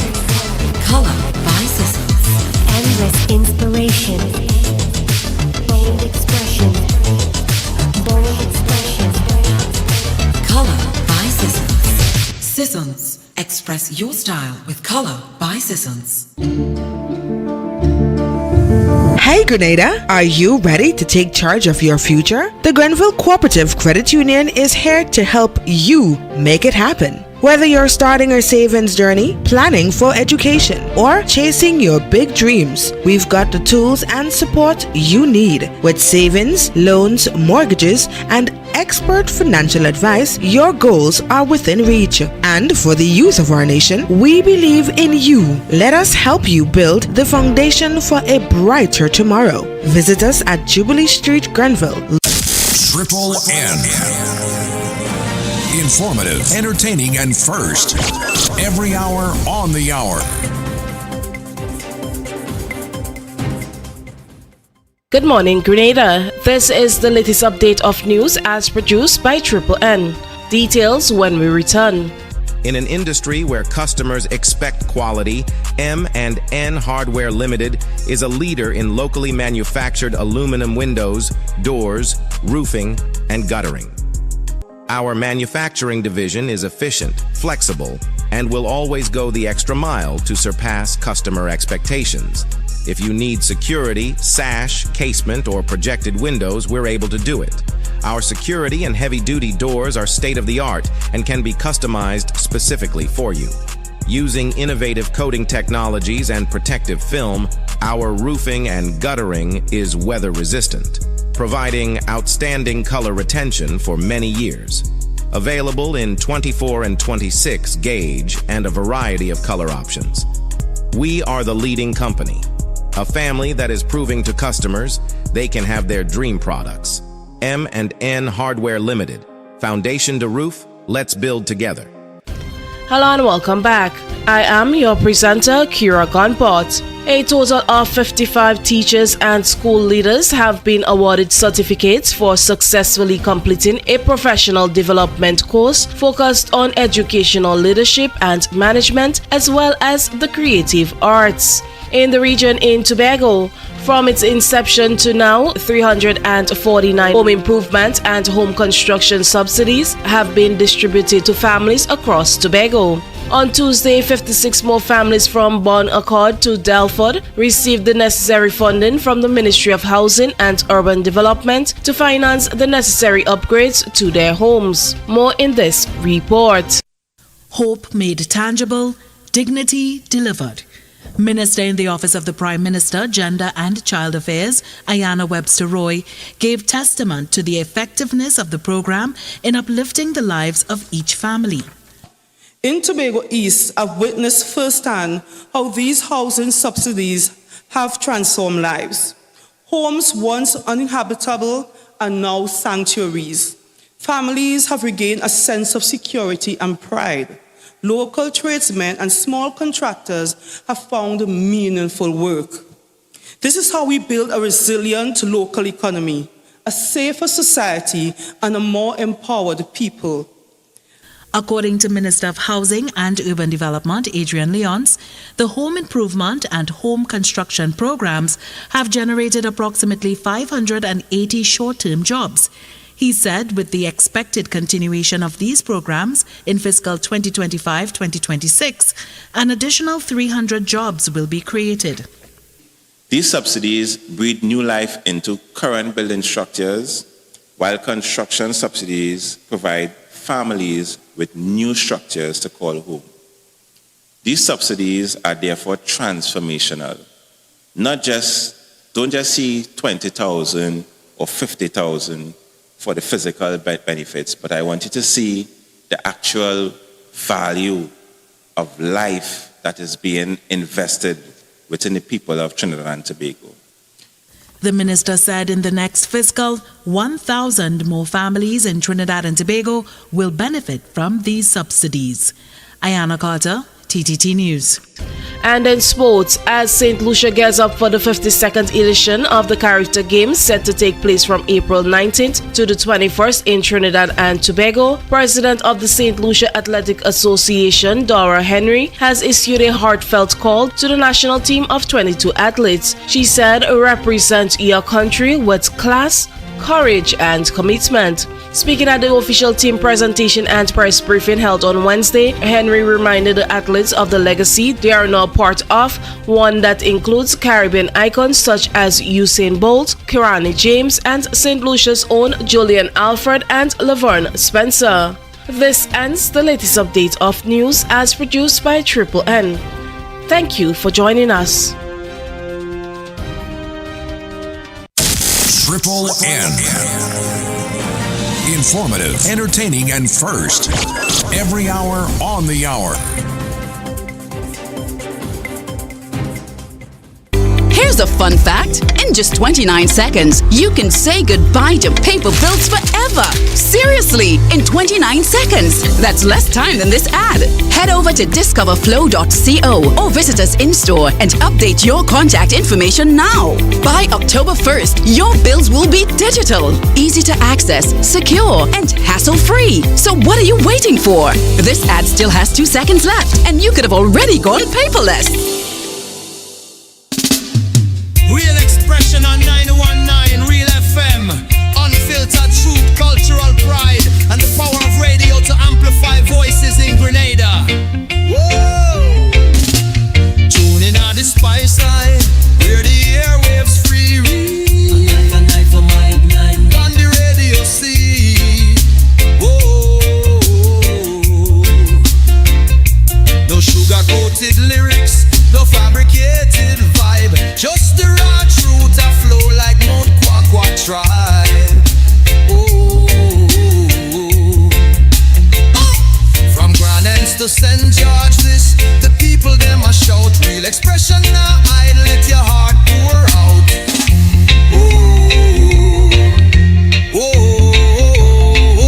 Microphone to the heavens, the signal strong and clear. Voices of the voiceless, the oppressed, the sincere. Real FM are the vessel, your message fill the air. Speak your truth, Grenada, where your heart there. Real expression, real connection. 91.9, the righteous reflection. From the hills. It's real, it's 91. 6 minutes now after the 9 o'clock. Andre Donald together with BJ inside of the studio this morning. BJ, I got a surprise for you. A big surprise. Let me bring in your surprise, BJ. Let me bring in your surprise. BJ, say good morning. Say good morning, BJ. Say good morning. Good morning. Sorry, good morning, BJ. Good morning. How you doing, boss? Yo, you want me to send you the link? Because I don't know if I can send you the link. I don't know if you're in or out. Yeah, go ahead. I'm in the house. Okay, let me send you the link then. Yeah. BJ, that's your brethren. You know? Andre, we were just talking about spirits. Are you saying he's one? One come back. Oh, no. You do it like that, BJ? All right, so let me send the invite out to Dr. Twine. And in a couple of moments, he will be joining us. I don't know what's not don't know. So the message has been sent. So shortly he will he'll link us. BJ, this economies of scale, that thing's scaring me. This is gonna be scaring you, Andre. This is what World Economics is centered around economies of scale. Watch. That's what people use to make decisions, Andre. If you don't do anything and you make economic sense, then it could be sustainable. But if you don't make economic sense, you always have to subsidize it. You have to find money elsewhere to prop it up. Governments go, governments come. There's one thing that they always subsidize. Well, not subsidize. Governments, all our governments, as far as I'm concerned, from time immemorial, in order to do so and get these big flights to come here, you must have a certain number of seats. So, they how do they call the thing that they do? Somebody please help me here. They pay for the empty seats? Yeah, they pay for the empty. There's a fancy name they give it, but they pay for the empty seats. They're always paying for the empty seats. But guess what? I can't get a free ride. Do you understand? I know. How is it that you're paying for the empty seats, but I can't get a free ride? And how is it that when the seats are filled and you overbook and so on, governments in gain a savings on that? Because you have no empty seat to pay for again. So that's where the world go, Andre. That's how the world go. Yeah. So how come if you're subsidizing tourists coming here, you want the tourists to eat local products and you're not subsidizing the local products? That's what you should be doing. That's what you should be doing. Because you're subsidizing because you want the tourists to come. And when the tourists come, you want them to eat local stuff. Because that, of course, creates employment. But so subsidize it. You should be able to.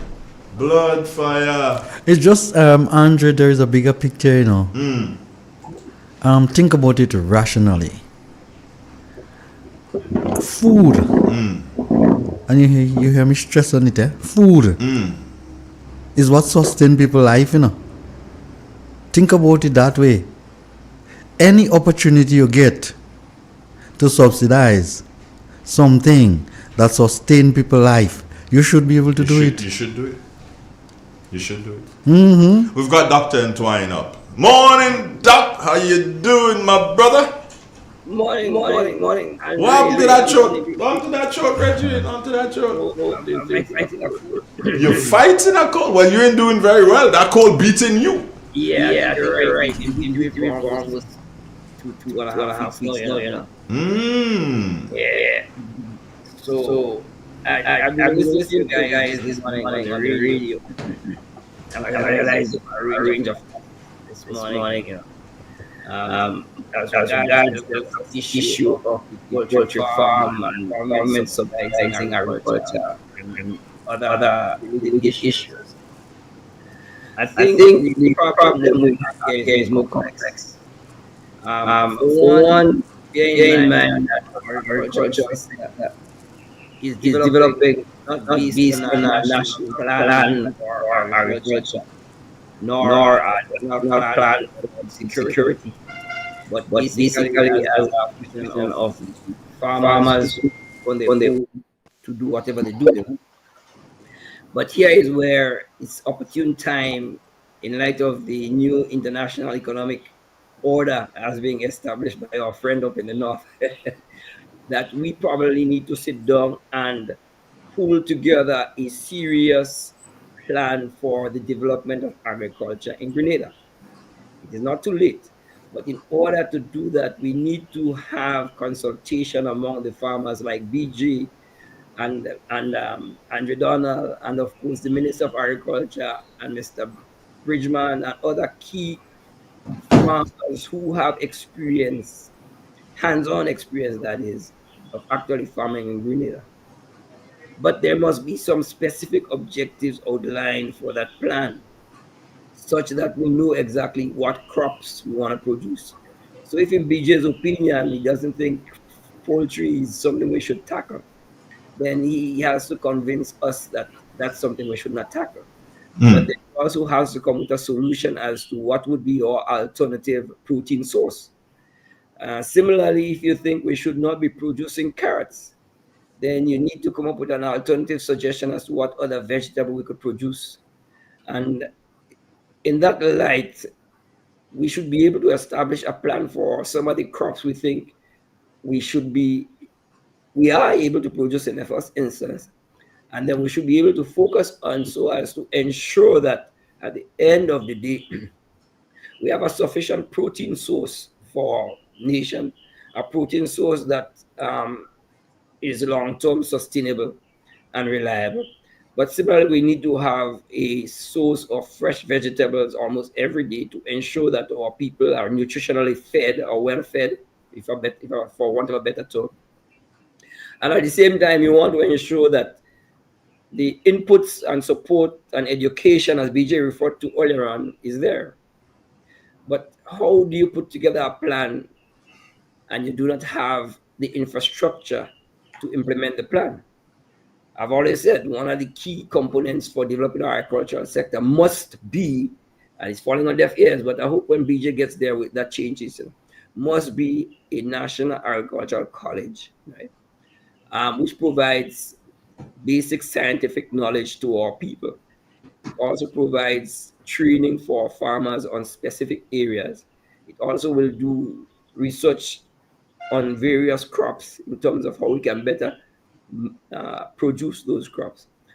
The long and short is this: we need to have a serious plan for the development of agriculture in Grenada.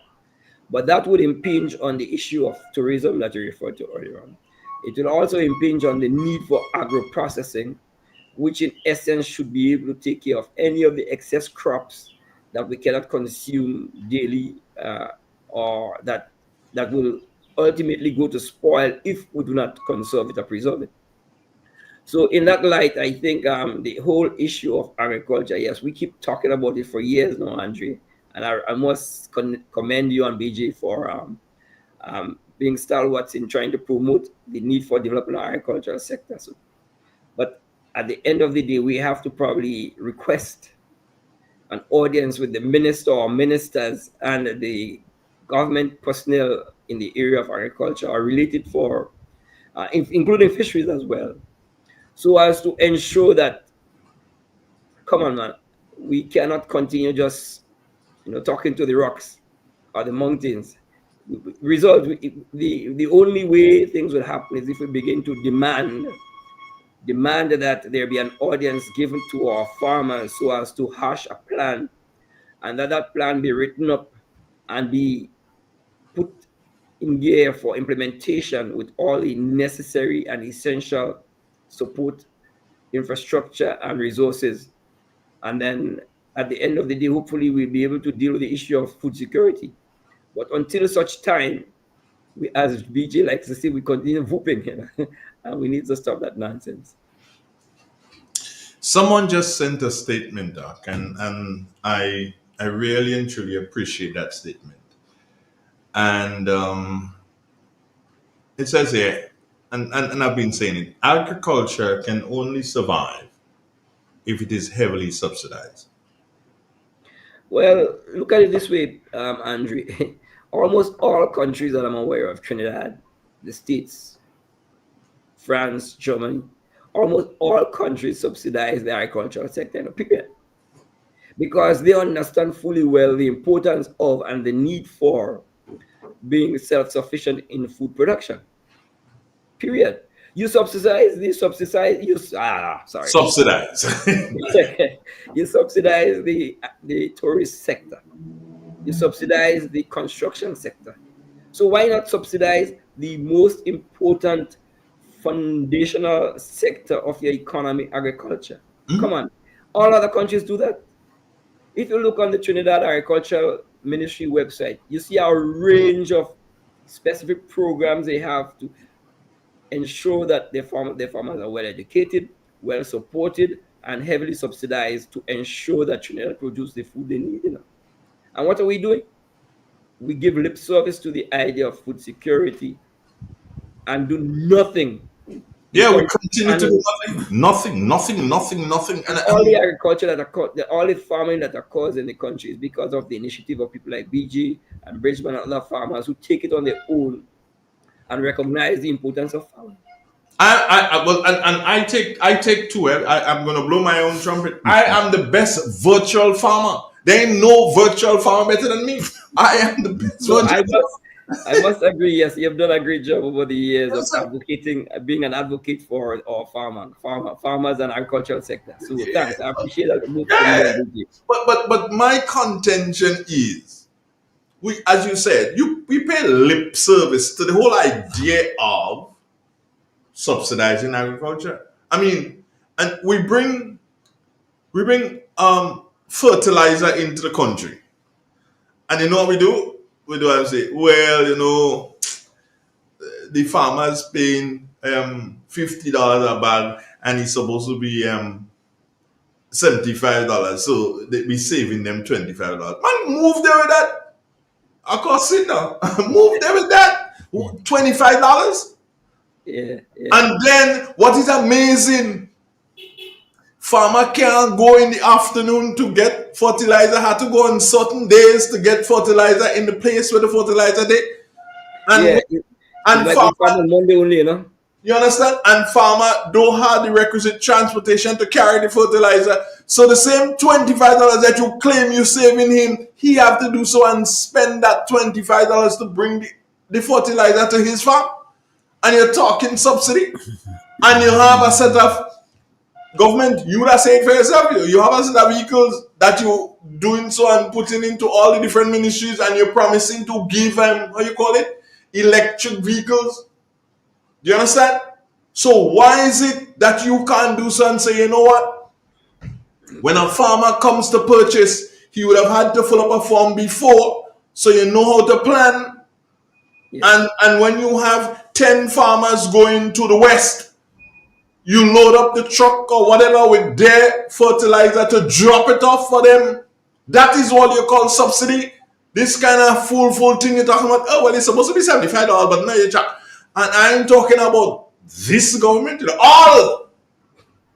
Because it has been happening. It is time we do so and wake up and take a smell of the coffee.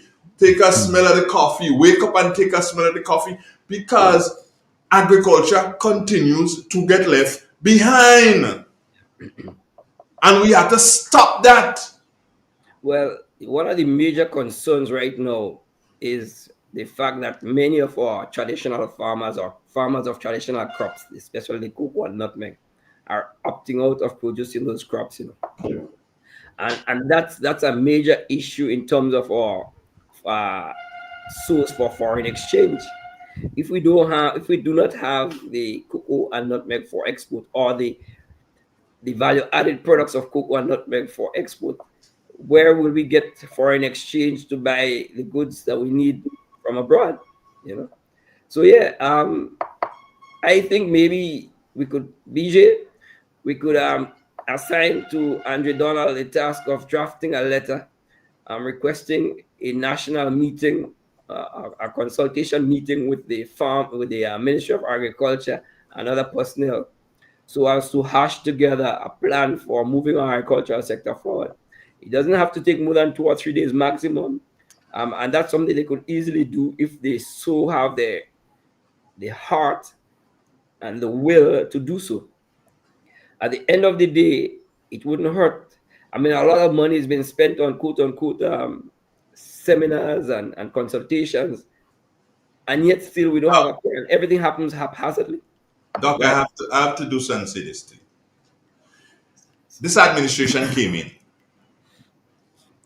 and I always say one of my biggest problems with the past administration was when Roland Bowler told me that, hey, we organizing the nutmeg ordinance. You have a set of people coming in from wherever to come and deal with the nutmeg ordinance. BJ know about that. And still today, I ain't seen no nutmeg ordinance as yet. This present administration, I say to them this way. They came in with a sweep, of course. Bright new ideas, reformation, whatever, all kind of the formation thing. They come in with. We go change this and we go change this and we go change agriculture, and everything will be changed. Agriculture was supposed to be changed too by a stroke of a pen, not by the slash of a blade. By the stroke of a pen, we transforming agriculture. But a man who has been in agriculture all his public life, Senator Adrian Thomas has been spent in the field of agriculture. When they put him as the Minister of Agriculture, I say, yeah, great, I get you. I said that. As a matter of fact, he's the only minister that we have ever had the opportunity to interview here on Real FM for a short bit early in his tenure. Before you do so, he gone. They move him from agriculture because they realize that he ain't making no sense. They put another one inside of the Ministry of Agriculture who say, I can fix it. You don't have to fix. I can fix it. What happened? You're killing me, Andrew. What happened? What happened to fixing it? It ain't fixed. But again, hold on before you go on. Your namesake, you are Francis and Twine, correct? Your namesake, Francis Spear, who has so much different plots of land, put in his thing because he get damaged in barrel. Up to now, he ain't get it. The same Minister of Agriculture now stand up in Parliament a couple weeks ago. Don't worry. Everybody come get. All they have to do is to go in the extension office. They'll get it. Francis Spear tired, go there. You can't get it. So what happened? Who am I to believe? The workers saying that, hey, we don't know about that. But the minister is in Parliament saying, don't worry, everything okay. What kind of stupidness is that? And you're telling me we're going anywhere with agriculture? Man. So again, you're highlighting the absence of a serious plan that we could follow. A plan would ensure that we have some specific goals and milestones to achieve within certain time periods. And as it stands, here we have a tissue culture, for example, but it's located on the nursery, and that's fine. But there's no linkage between the tissue culture facility and the agricultural college.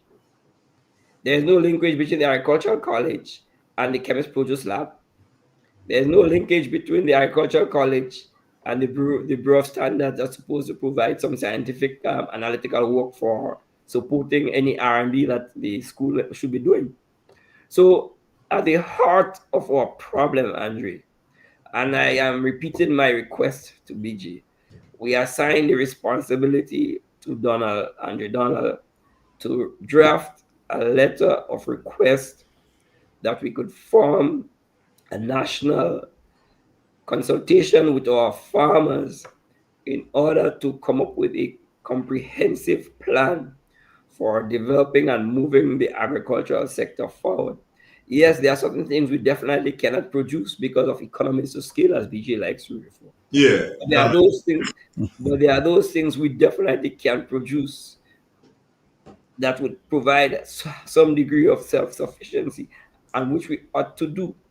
And yes, Andre Donald, if you think we have a problem and you want to call Bernard Coe to advise us to how to solve it, call Bernard. Do so, Andre. Do so. He's a Grenadian. Yes. He's a Grenadian. But you want to know another secret, Andre? Tell me. When World War II was occurring, Stalin had his enemies locked up in the Gulag, you know. They were the ones who designed the ammunition, the military hardware to help defeat the Germans, you know. Exactly. Because they saw themselves as patriot, period. No, listen to this here. Bernard Coe, not me say, the politicians and the people that know the educated people say, Bernard Coe bramble the IMF. Not me say. They say he was smart enough to bramble the IMF. No, he didn't bramble the IMF. He changed your choice or what, but go ahead. He didn't bramble. What? He convinced. Right. Convincingly persuaded the IMF of the importance of our international airport project. And he did so on sound financial basis. And by the way, the right-hand man was Laiden Ramdani. Okay, there we go. And very knowledgeable and skilled negotiator and businessman. But continue your statement. No, but so I'm saying here, Bernard Code and Nazim Buck designed that thing for Caribbean Agro. They must know how to get out of it. Andre, they must know. Andre. Bring them back. Andre. Yes. That's not the only knowledge you have, but go ahead, BJ. No, BJ saying something. I'm saying that academic qualification and education are two different things completely. There are a lot of people here who are academically qualified and certificated, but they're not educated. Andre, when you're an educated person, you should have a change of attitude. It clearly tells me that, and Doc keep mentioning it, but I don't think people understand it, especially the politicians. Andre, without a proper plan, you're not going to implement properly. Did you heard from our last budget debate that we had $20-something million left back in the Ministry of Agriculture? It tells me that you're not implementing what you set out to do. You have money there to do certain things, and at the end of the year, you're saying that you didn't spend it and you consider it as a surplus. You consider it as a failure for you. That's what I consider it. Andre, let me tell you this, man.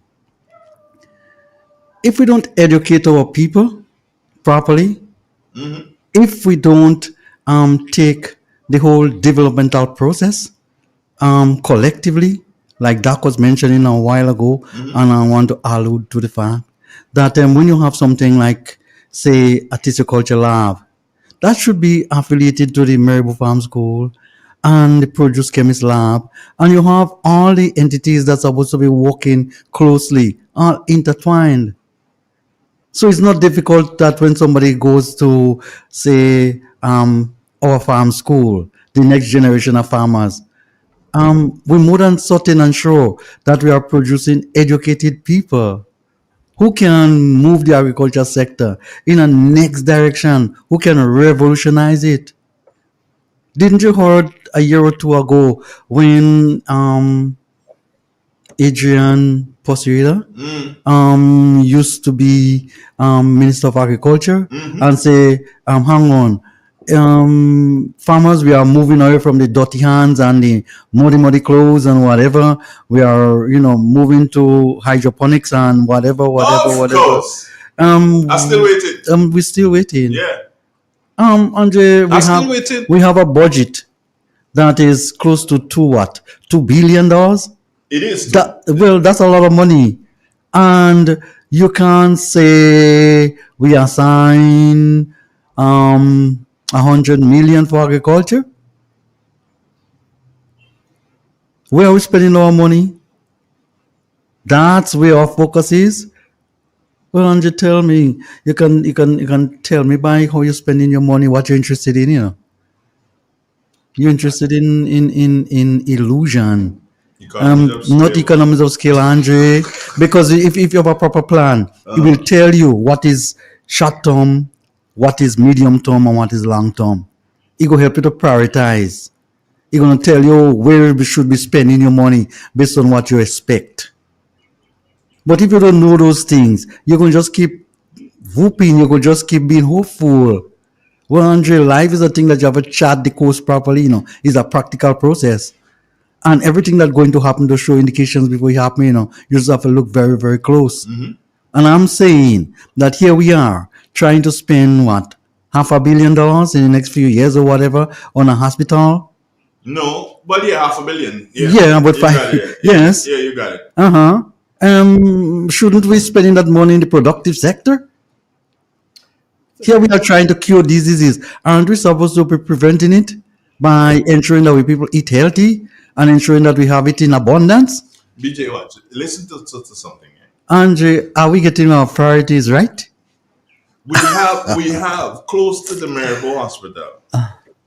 The government owns about between 13 to 15 acres of land. Yes. And why is it that we haven't done so and incorporated and have the same farm school you're talking about, the teaching farm school? That's what it should be. Teaching farm school, I will put it that way. say I talk in tautology because I'm teaching and I have school in the same thing, teaching farm school. Why is it that we don't have that running, PJ? So that same entity can provide for the hospital, the home for the aged, and any other government institution like that, and maybe even be able to do so and have special sale on a Friday afternoon at, say, the ministerial complex in a particular place, so that persons can purchase fruits and vegetables going home. Why can't we do that? Could. Huh? We could. Or why is it that we don't, just broaching on health a bit, why is it that we don't do so and decide, okay, fine, instead of spending all that money trying to buy a portion of land down in the Westerhall, Calvini area, or wherever, to build the $500 million hospital, why is it that we don't use the money that we have to build the hospital to develop around the Marrow facility and to make it that kind of a hospital and better? Because as far as I'm concerned, as soon as you walk out of Maribor, you also watch from your bedroom, you're looking at the ocean. That is therapy in its own rights right there. You're getting better as soon as you watch out the window. Andre, $500 million is $500 million, you know. Yeah. You can just take $100 million out of that and upgrade the facility that you have, Andre, and make do in the meantime. Not just while you are securing the funds, Andre, maybe to probably think about your mega project down the road. Are we in a position to take on that mega project right now? That's the point I'm making. Aren't we productive sector lagging behind? You need to show me in terms of your calculation, how much revenue that project going to actually bring in, and over what period of time. And then I can tell you, hang on. The hospital? Yes.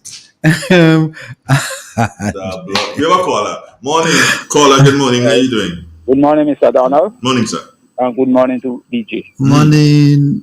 Yeah, no, anytime BJ on his agriculture, he's on.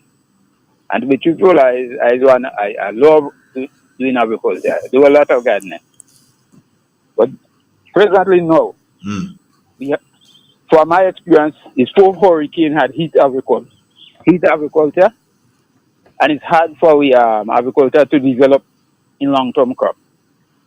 First, 79 Bishop was like a hurricane to agriculture. You compare from in the 50s to the 60s, in our late great Eric Gary days, that when agriculture was top in Grenada. So when you check Bishop, you come down to Ivan, Emily, and the last one that passed the berry, he come like his 4 disasters that hit Grenada agriculture sector. Now, when we're talking about agriculture today, is mainly people who will do long-term crop is probably people over 50. Under 50, they will go for a short crop. Perhaps about farmers in Grenada, perhaps about 10% of these farmers might be planting a nutmeg, a clove, a little cocoa. Presently now, look, coconut is like a business in Grenada now. Top business in Grenada. How much people will put on a coconut field? You wouldn't get a young person going and plant a coconut tree. They will find it too long to bear. And coconut is a business in Grenada now. Andre, the thing is about it, the young people who going into farming, short crop like tomato, plant melon, cucumber and things like that, which in 2-3 months time they could harvest and make a money. I ain't against that. Okay, everything calls for money these days. But what my thing about agriculture, the mango, the sapodilla, whatever breadfruit, what you see we harvesting in Grenada now is the old great grandparents of them things. And And Andrea doesn't choose plant. I plant mango, I plant coconut, I plant all sugar apple, everything. I have it that way. I met things and I for it. I should plant something that when I pass and go on, my great grandchildren or grandchildren should say, "But I think mommy tell me my grandfather will plant that, you know." Because I reaping real sapadilla now. I have sapadilla walking on sapadilla in my garden. Where live, you must tell me. Andre, hey. My sapadilla and them big as young mommy apple. Well, I want some to buy. Well, Andre, how you get it? I don't know where you live. I live at Mount Fan in St. Andrews. I thought you living in Trinidad, the way you're talking there. Andre, Andre, telling you the truth. I just pick and give away. I just put in my sister's shop to sell, and this is what I'm making my money off. Yeah, you must let me know how to find you in Mount Fan so I can get some to buy. Andre, if you want to come to Mount Fan, soon as you reach after the waterfall junction, and you're heading for St. George's, in next junction, you see the sign up Mount Fan. Yeah, I know where Mount Fan is. Right? As you swing inside Mount Fan Road, the shop on your right. As you come into on the corner right there. Okay, I got you. I'm going to find you, don't worry. At any time, you could come and collect some. Yeah. Tell me when you come in, I could drop it something like that 2 days for you. Nah, I wouldn't be able to make that today. More than likely, that might be on Saturday. Saturday, yeah, sometime before 12 o'clock on Saturday. Not bossing you. No. I will. I tell you, sometime before 12 o'clock on Saturday, I'll make it. All right. Yeah. Andrew, I tell you, I had the biggest set of supplies in the area. All right. Big, I'm not talking no small supplies as well. Okay. And I could drop someday for you. Okay, no problem. I'll be there to collect, my brother. Thanks for calling, though. Yes. So I'm telling you, I just plant them long-term crop. When I dead and gone, somebody could say, well, look, my father or my grandfather, because the breadfruit and thing I think not made a plant it. Okay. The mango I harvesting not made a plant them. I don't know. Them trees might be over 100 years or not. So this is what we have to, we have to consider when we're talking about agriculture. Doing short crop, plant a long-term crop. Somebody going to live off of it. Somebody will harvest and enjoy. All right. Thank you, bro. Take care. Have a wonderful day. BJ, here comes my sapodillas. Wow. Do you want? That's good. Doc, you want some sapodillas? Oh yeah, you could drop some by me when you on your way back, you know. If I remember, that's all I can say. You remember? No, still. Yeah. If I remember. I just wanted to make a few comments. Yeah, sure. Go ahead. As regards our planning for developing the agricultural sector, one of the things that will be critical in the planning process has to be identification of the necessary resources to ensure the accomplishment of the goals, right? And I heard you made mention of the new hospital city that they've been being built somewhere down in Oakville down there. Here's a technical question: staffing personnel. Where would we get the high-skilled staffing personnel from to ensure that the hospital function at its best? And I'm sure most of the personnel would probably be people coming from abroad. Nothing is wrong if it's the Grenadians or West Indians or Cubans. Cubans are West Indians, by the way, just so that people understand me. But what I'm saying, if you're going to have West Indian staffing, that's great. But when you have non-West Indian staffing that has to control and run that facility, that becomes problematic, you know. But that's not the point I want to raise. The point I want to raise is that when we're going to be doing the planning for the agricultural sector, it will be critical to identify the resources we have. And I want to highlight the fact that we have some government farms that are highly grossly underutilized. And for the most part, lands that have been abandoned over the years, which can ultimately be used to be productive model farms for the rest of the country. And that's something that I've raised in the past and should be considered in a serious way, because you cannot have a 150-acre farm and only 20-25 acres are cultivated. So since nothing is wrong with having forest reserves as part of the program, but even those forest trees themselves can be a source of revenue for the farm. So I'm highlighting the importance of the planning process must include identifying the resources, including the land, and very importantly, identifying the idle hands. I'm going to repeat, the idle hands that form the major pool of all employed people as part of those resources that will need to have agriculture moving. But then when you have idle hands, you need to ensure that they're well trained and educated so as to perform at the best. So where do we provide the training for those people? We do not have the agricultural college. So the agricultural college has to take precedence in a serious way when it comes to planning for moving our agricultural sector forward. And I'm not convinced to date that there is a major plan or serious plan for building a serious agricultural college that's going to serve the needs of our people. We cannot have an institution that doesn't serve the interests of our people. And that has been a major problem throughout the Caribbean, where we have institutions that do not serve the interests of our people, including, for example, the educational curricula that we have in most of the secondary schools, including the primary school. And a case in point is, recently I heard talk about getting our kids to use TikTok to come up with ways and means to deal with the issue of crime. But core to the issue of crime is the lack of education. BJ would point out to us, as he's done that in the past.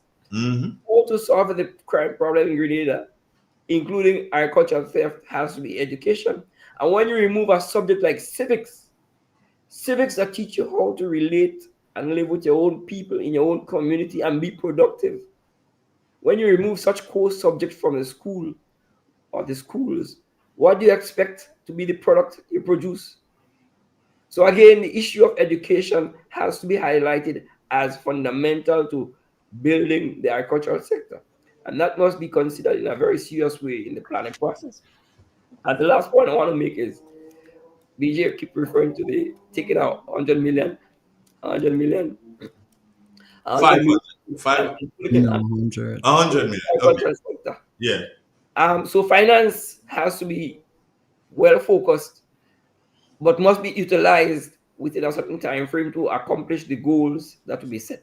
And unless we don't identify the technical and financial and other resources we'll need for moving the agricultural sector forward, the plan cannot be implemented. But again, here is where you need leadership. Leadership will be key to ensuring the implementation of the plan. And in the process of implementation, it's talking about accountability, having assigned specific responsibilities to key personnel. So I don't know what else I could say that we could do to help move our agricultural sector forward, but I have just outlined on our program, BJ and Comrade Andre, the key things I think are essential for moving our agricultural sector forward. And I wish the words don't fall on deaf ears. So I'm assigning the responsibility to our Comrade Andre. Draft that letter, get it out to the necessary personnel, and give us 3 months, maximum 4 months, to get something going. Please, thanks. BJ, should I take that responsibility? Yes, I concur with Doc. Don't think you're going to get very far. Because I was just thinking about... No, you could try, but I don't think you'll get far because of my experience, Andre. We have 3 persons who are going to come. You're going to come, him going to come, I'm going to come. No, I don't think we, in terms of getting the job done, I'm not thinking that light. I'm not thinking you won't get very far with your requests. Because if you ask the Minister of Agriculture now, if they have a farm plan or, national farm plan in place, he will probably tell you yes. And he probably thinks that they have one.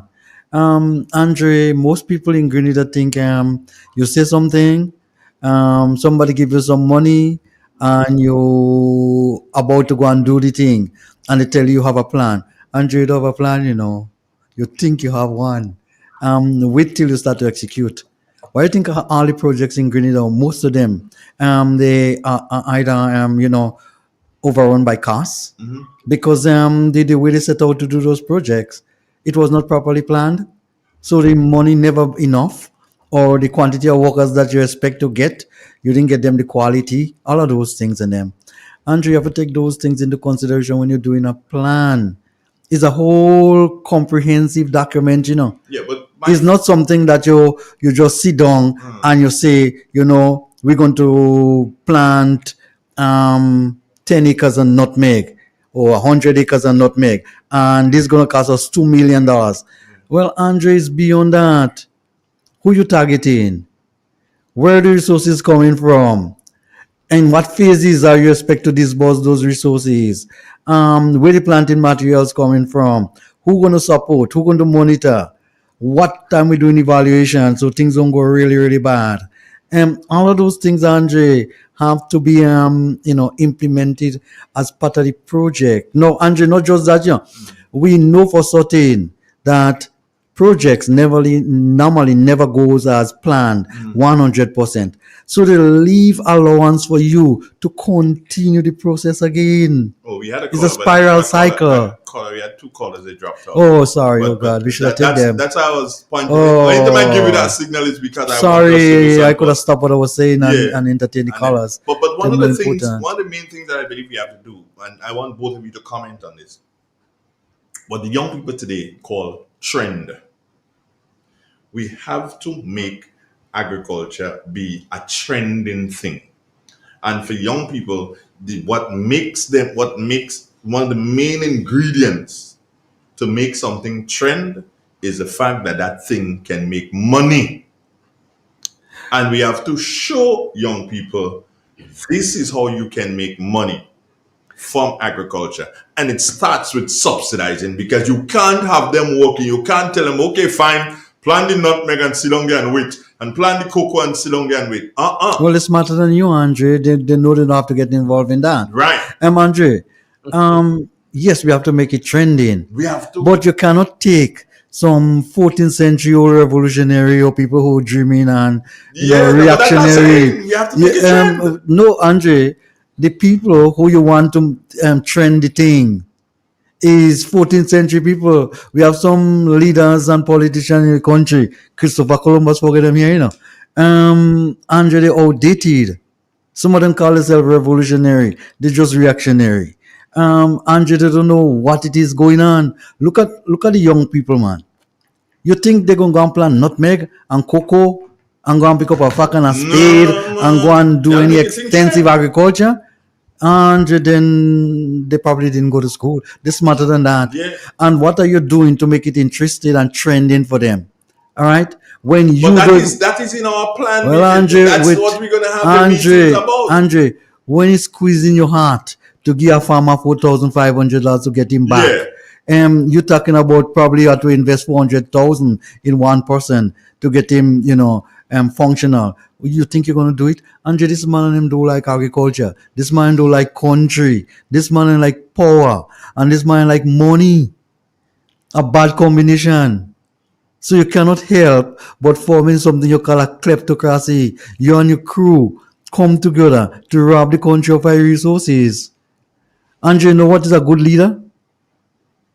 A good leader is somebody who's going to refuse driving in 2 black Prado and buy tractors to ensure that the farmers farm. We have a caller. Let's take that caller. Dr. Then we're going to come to you for a comment. Good morning, caller. How you doing?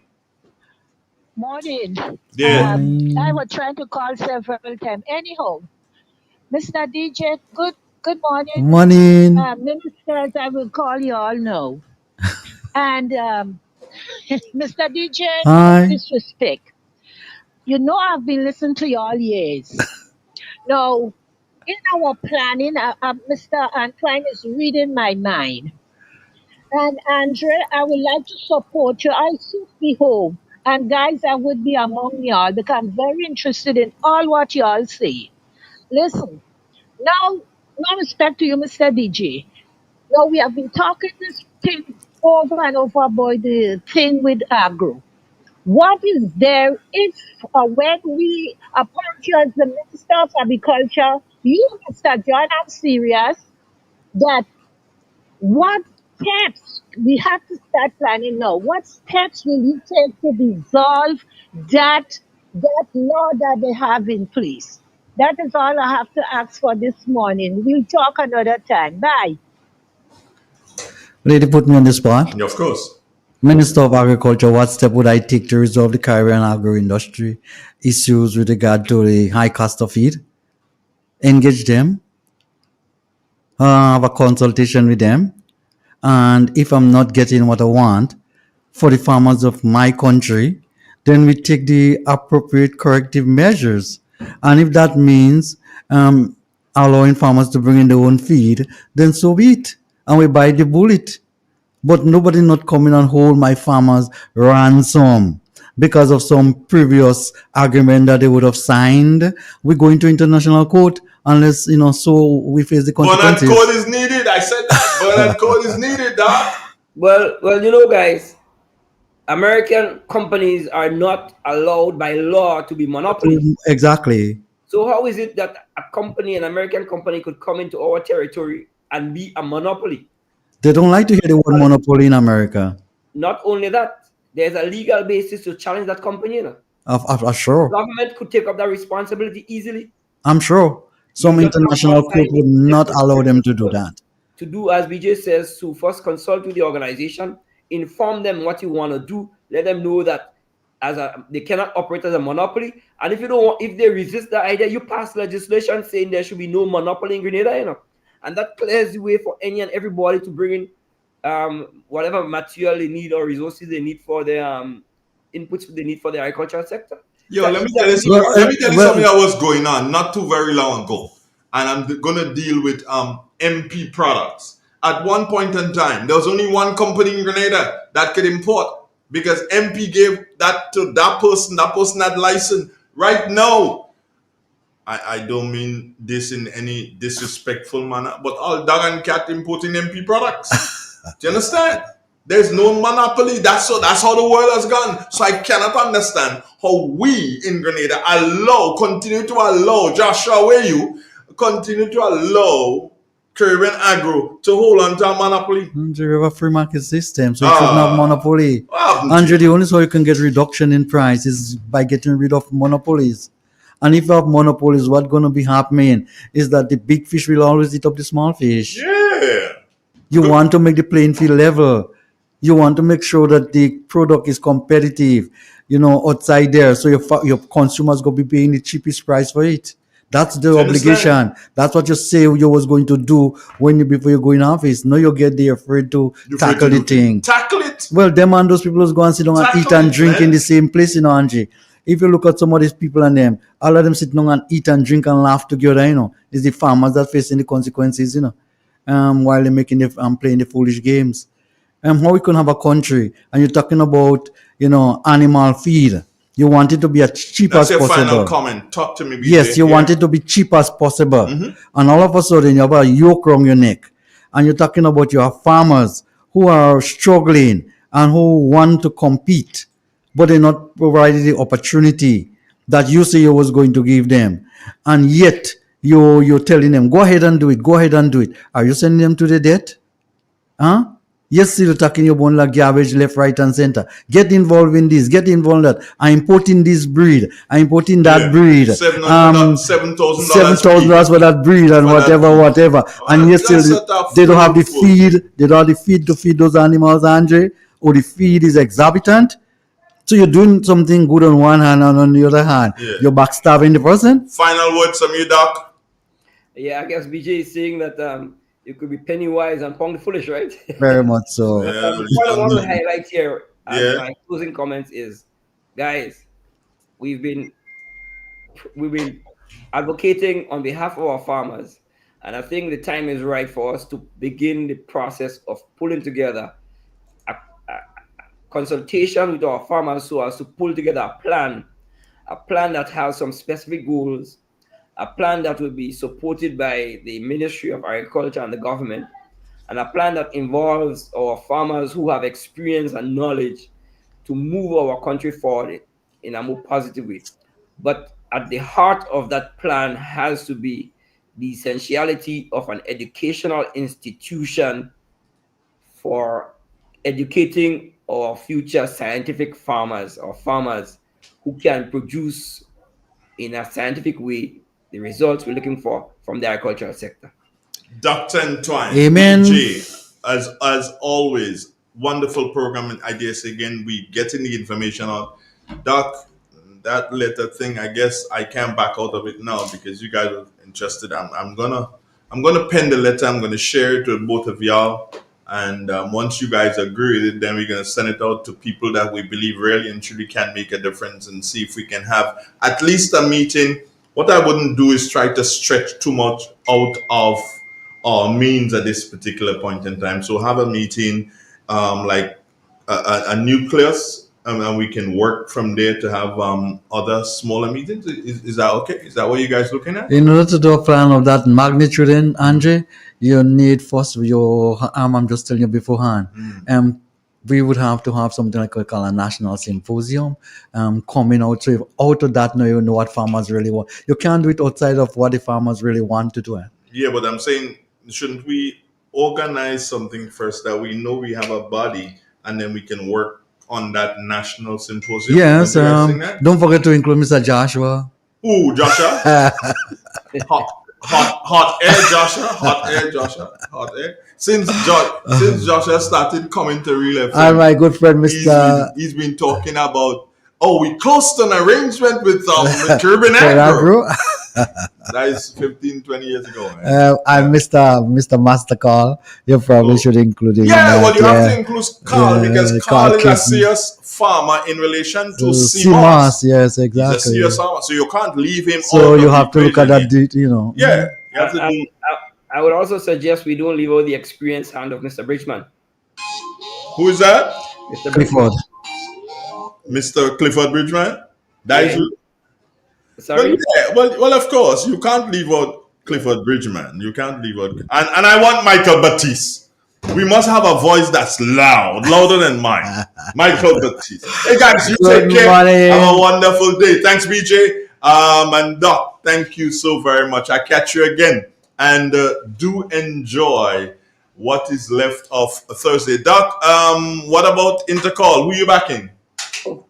Backing both SAS, St. Joseph Convent, and GBSS. Three, sorry. I have relations with all three institutions. I have been telling people, Doc, that you're a crazy man, and now you just proved it. I'm divided. Yeah. Divided. Take care of yourself, my brother, and one love, yeah? All the best, thanks. So All right. Thanks. Okay, yeah, we'll be in touch. Great. It's real. It's 91.9, 91.5, www.bj's left us already.